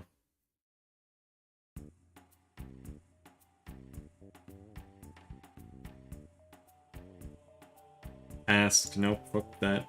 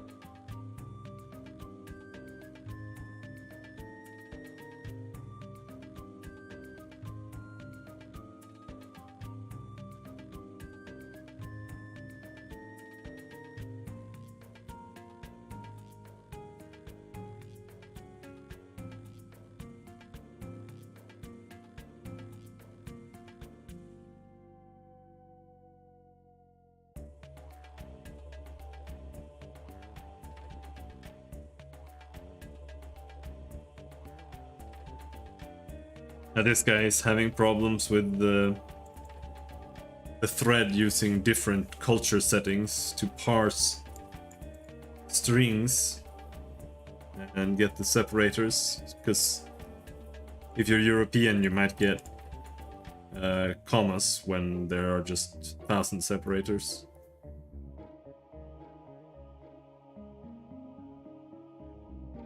Not what we're looking for. Wrong results. Parallel 4 using conflicting variables. I don't know what to Google.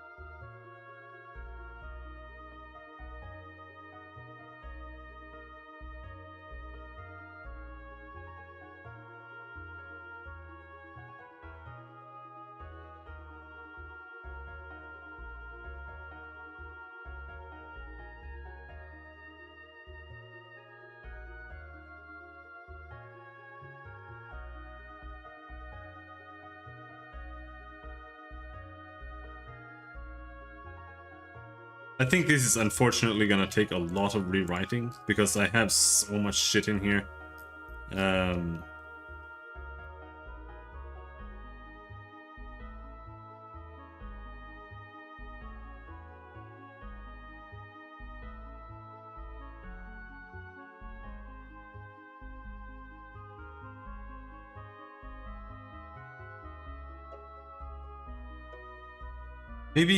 Maybe all of this stuff that I did. Like I tried making these things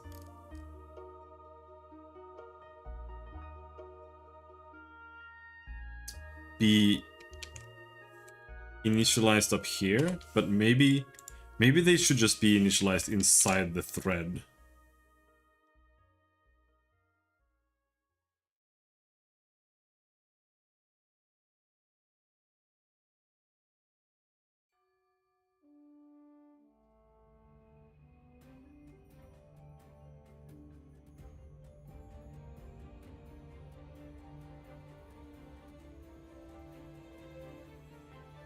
Don't know if that matters. I would be very surprised.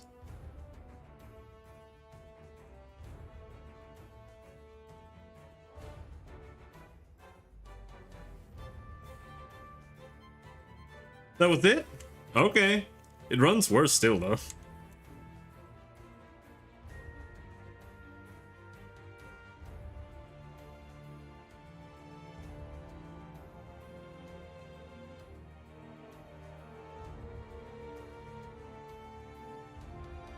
Which is very strange.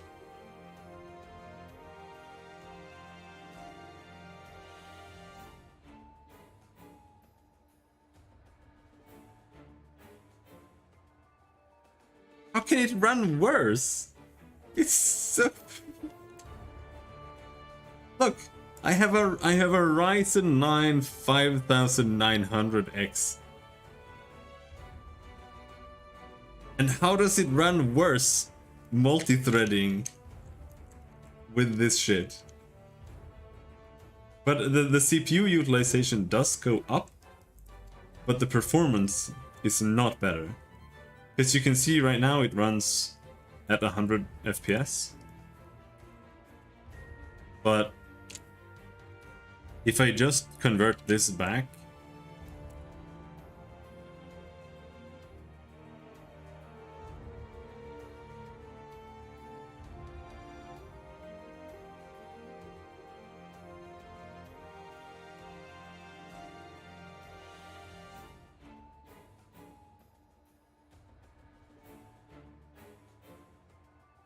now it runs at 200 FPS, even when I move, and the CPU utilization is lower by 40%.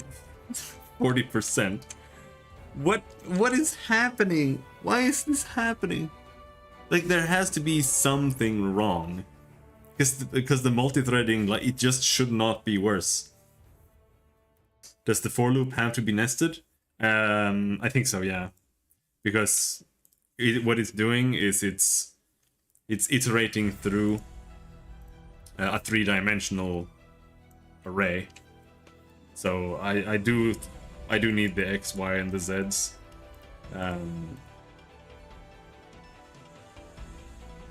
But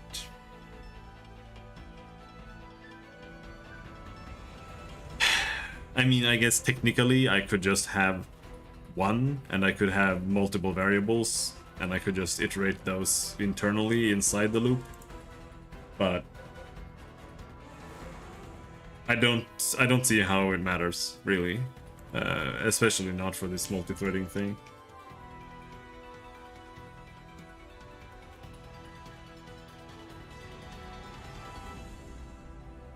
Shouldn't.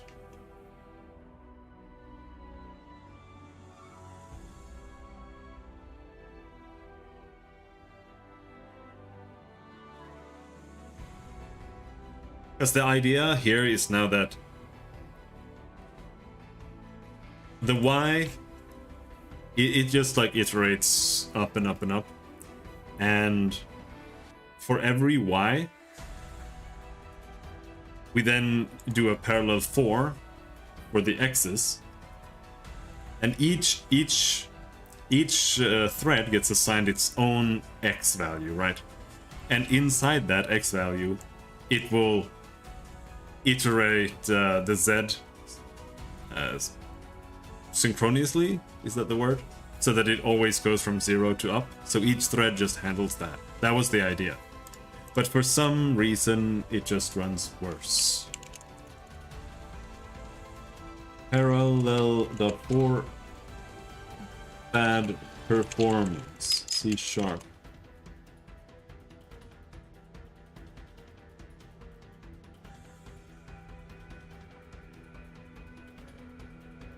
Using a global variable can introduce significant synchronization problems even when you are not using locks.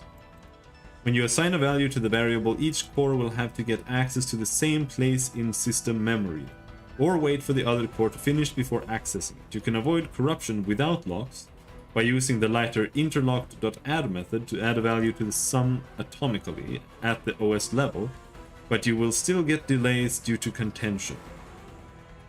The proper way to do this is to update a thread local variable to create the partial sums and add all of them to a single global sum at the end. Parallel.4 has an overload that does just this.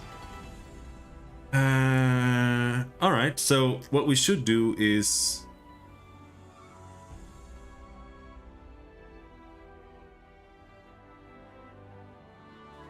here at the end,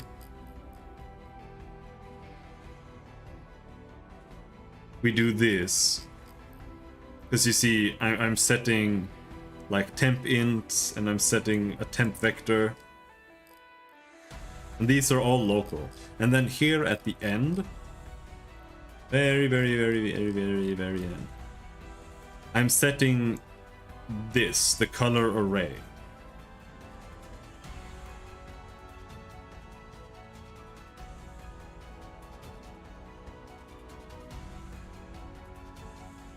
But how do I do that? Like, how do I add this?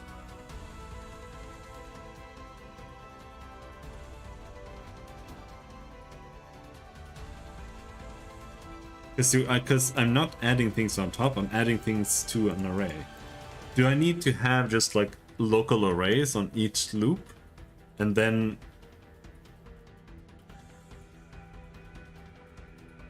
afterwards somehow have them all like go through and add it somehow? Makes no sense. I mean, it might be this.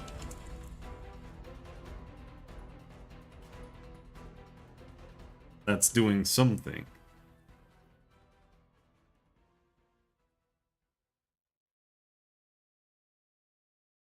Now it runs even worse.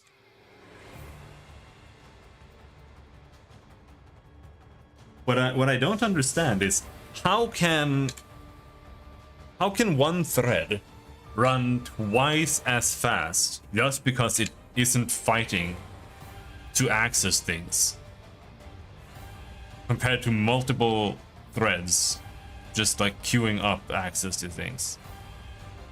It makes no sense to me. I also don't really know what to do about it.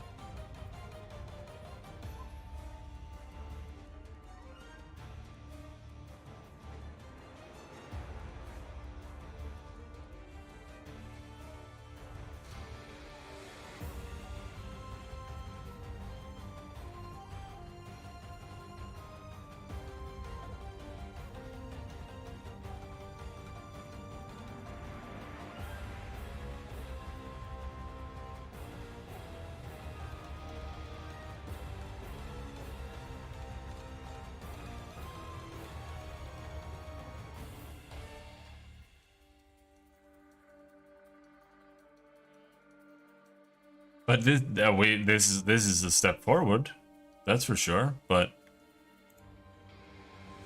the lock is a problem.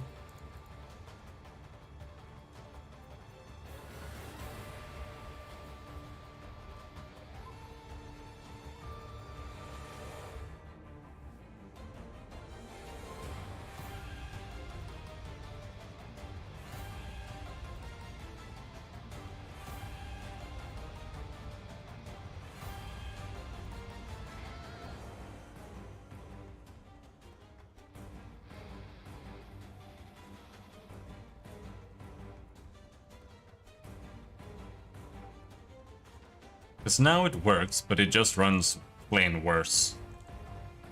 Is really all it's doing.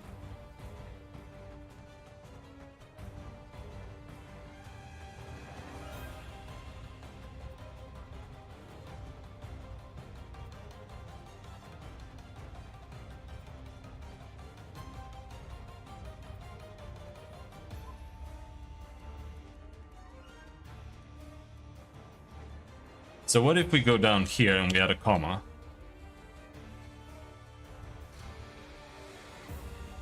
We're using the first one right now, so that's int from inclusive, int to exclusive, action int body. But then we also have action int parallel loop state body. Long.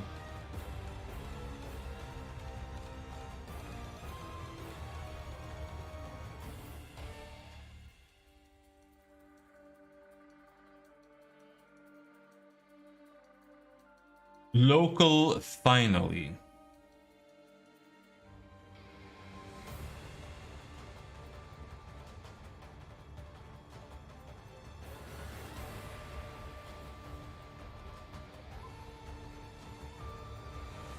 Man, how...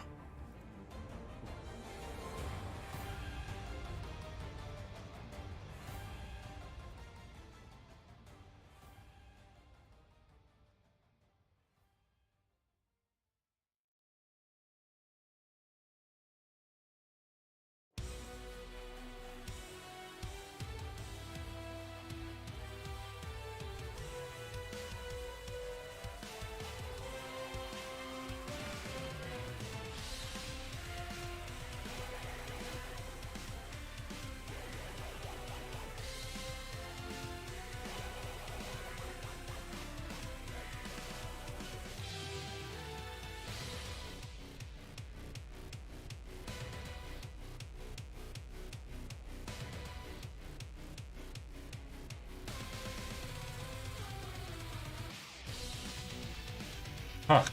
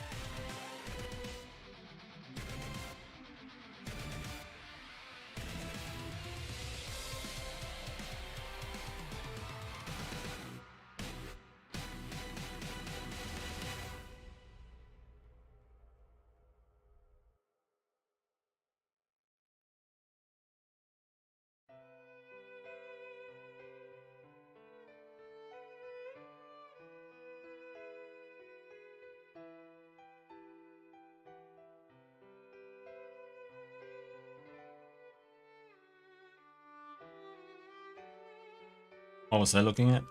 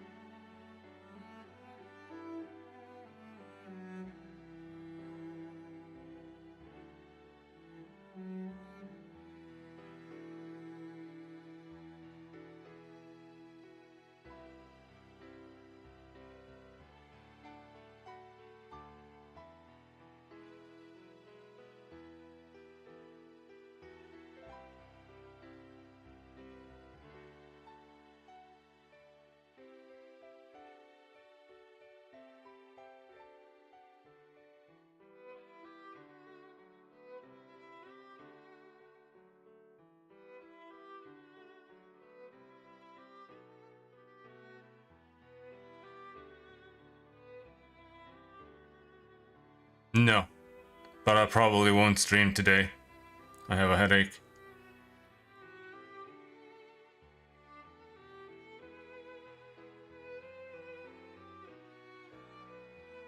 I'm just trying to figure out the programming.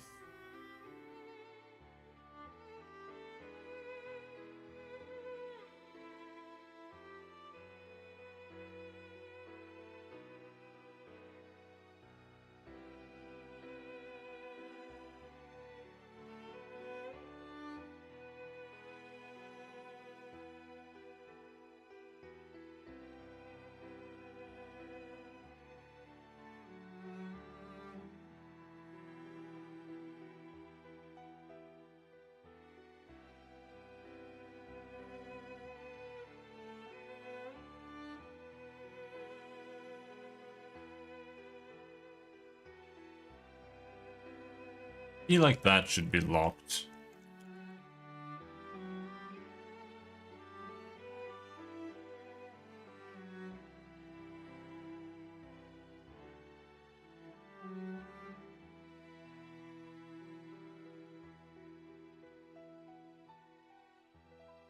But now it runs like dog shit.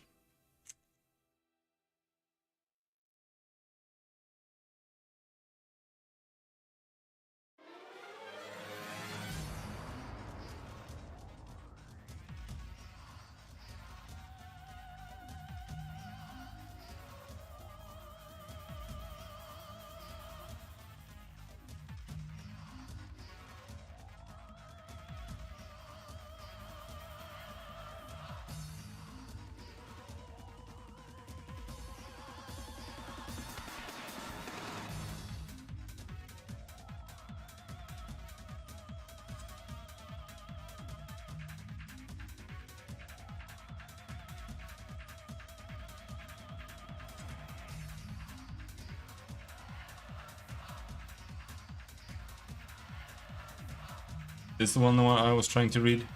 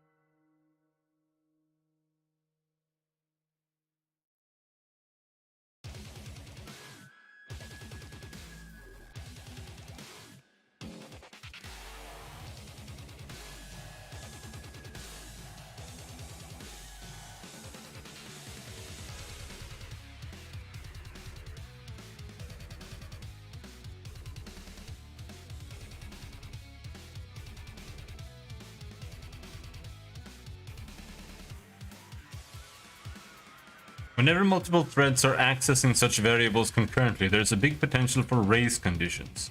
Even though you can use locks to synchronize access to the variable, the cost of synchronization can hurt performance. Therefore, we recommend that you avoid or at least limit access to shared state in a parallel loop as much as possible. The best way to do this is to use overloads of parallel 4 and parallel 4 each that use a system.threading thread local p variable to store thread local state during loop execution.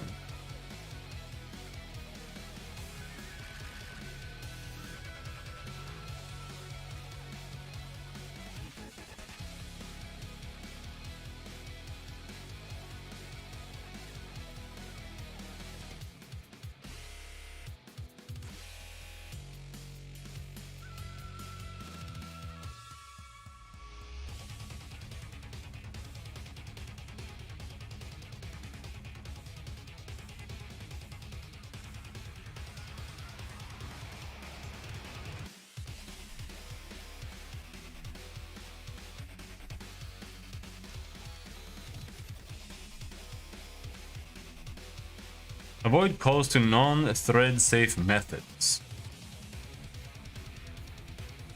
See, this whole thing about thread safety, that's what we need to figure out.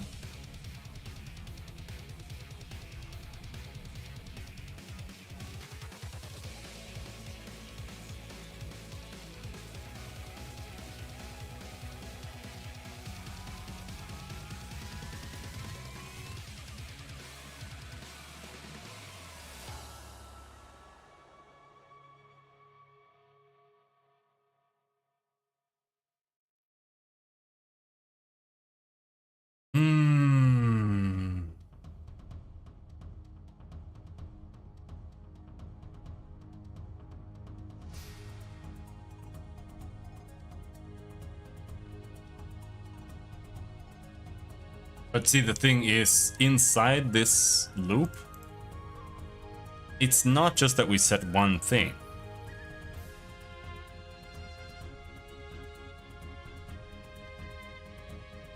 I set the color array here right away to just be empty.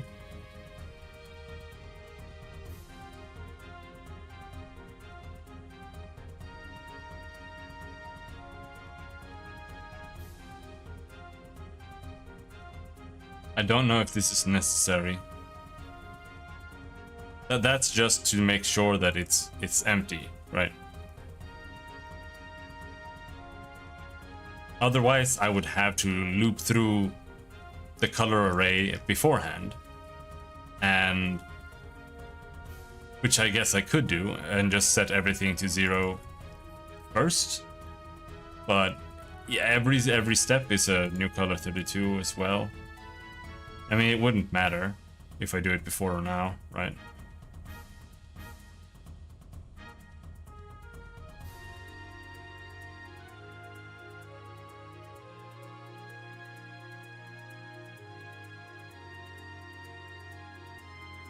So, no, what's happening here is that I'm setting the color array to be 0 if the camera is outside. Right.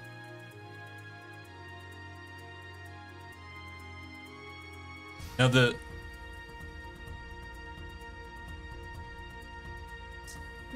well, the color array, it's only one-dimensional. So if we can return the color 32 and the array index,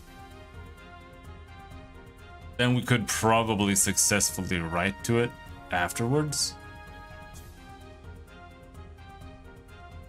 But I don't know how to do that.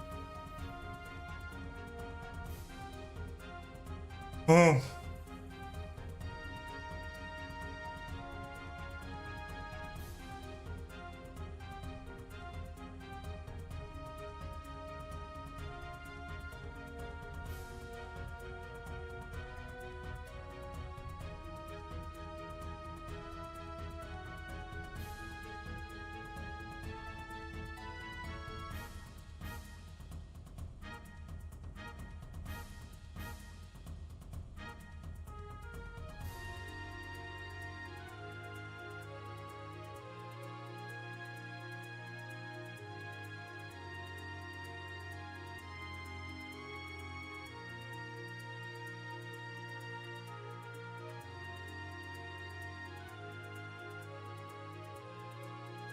think I'll give up there. Today.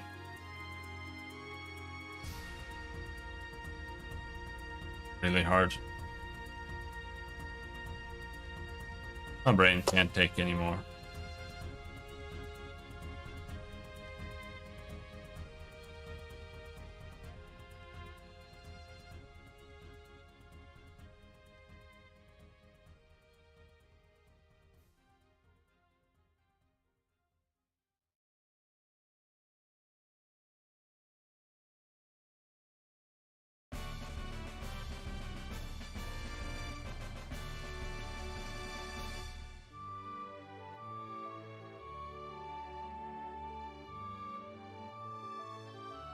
Yeah. Anyway, until next time, thanks for hanging. Bye-bye.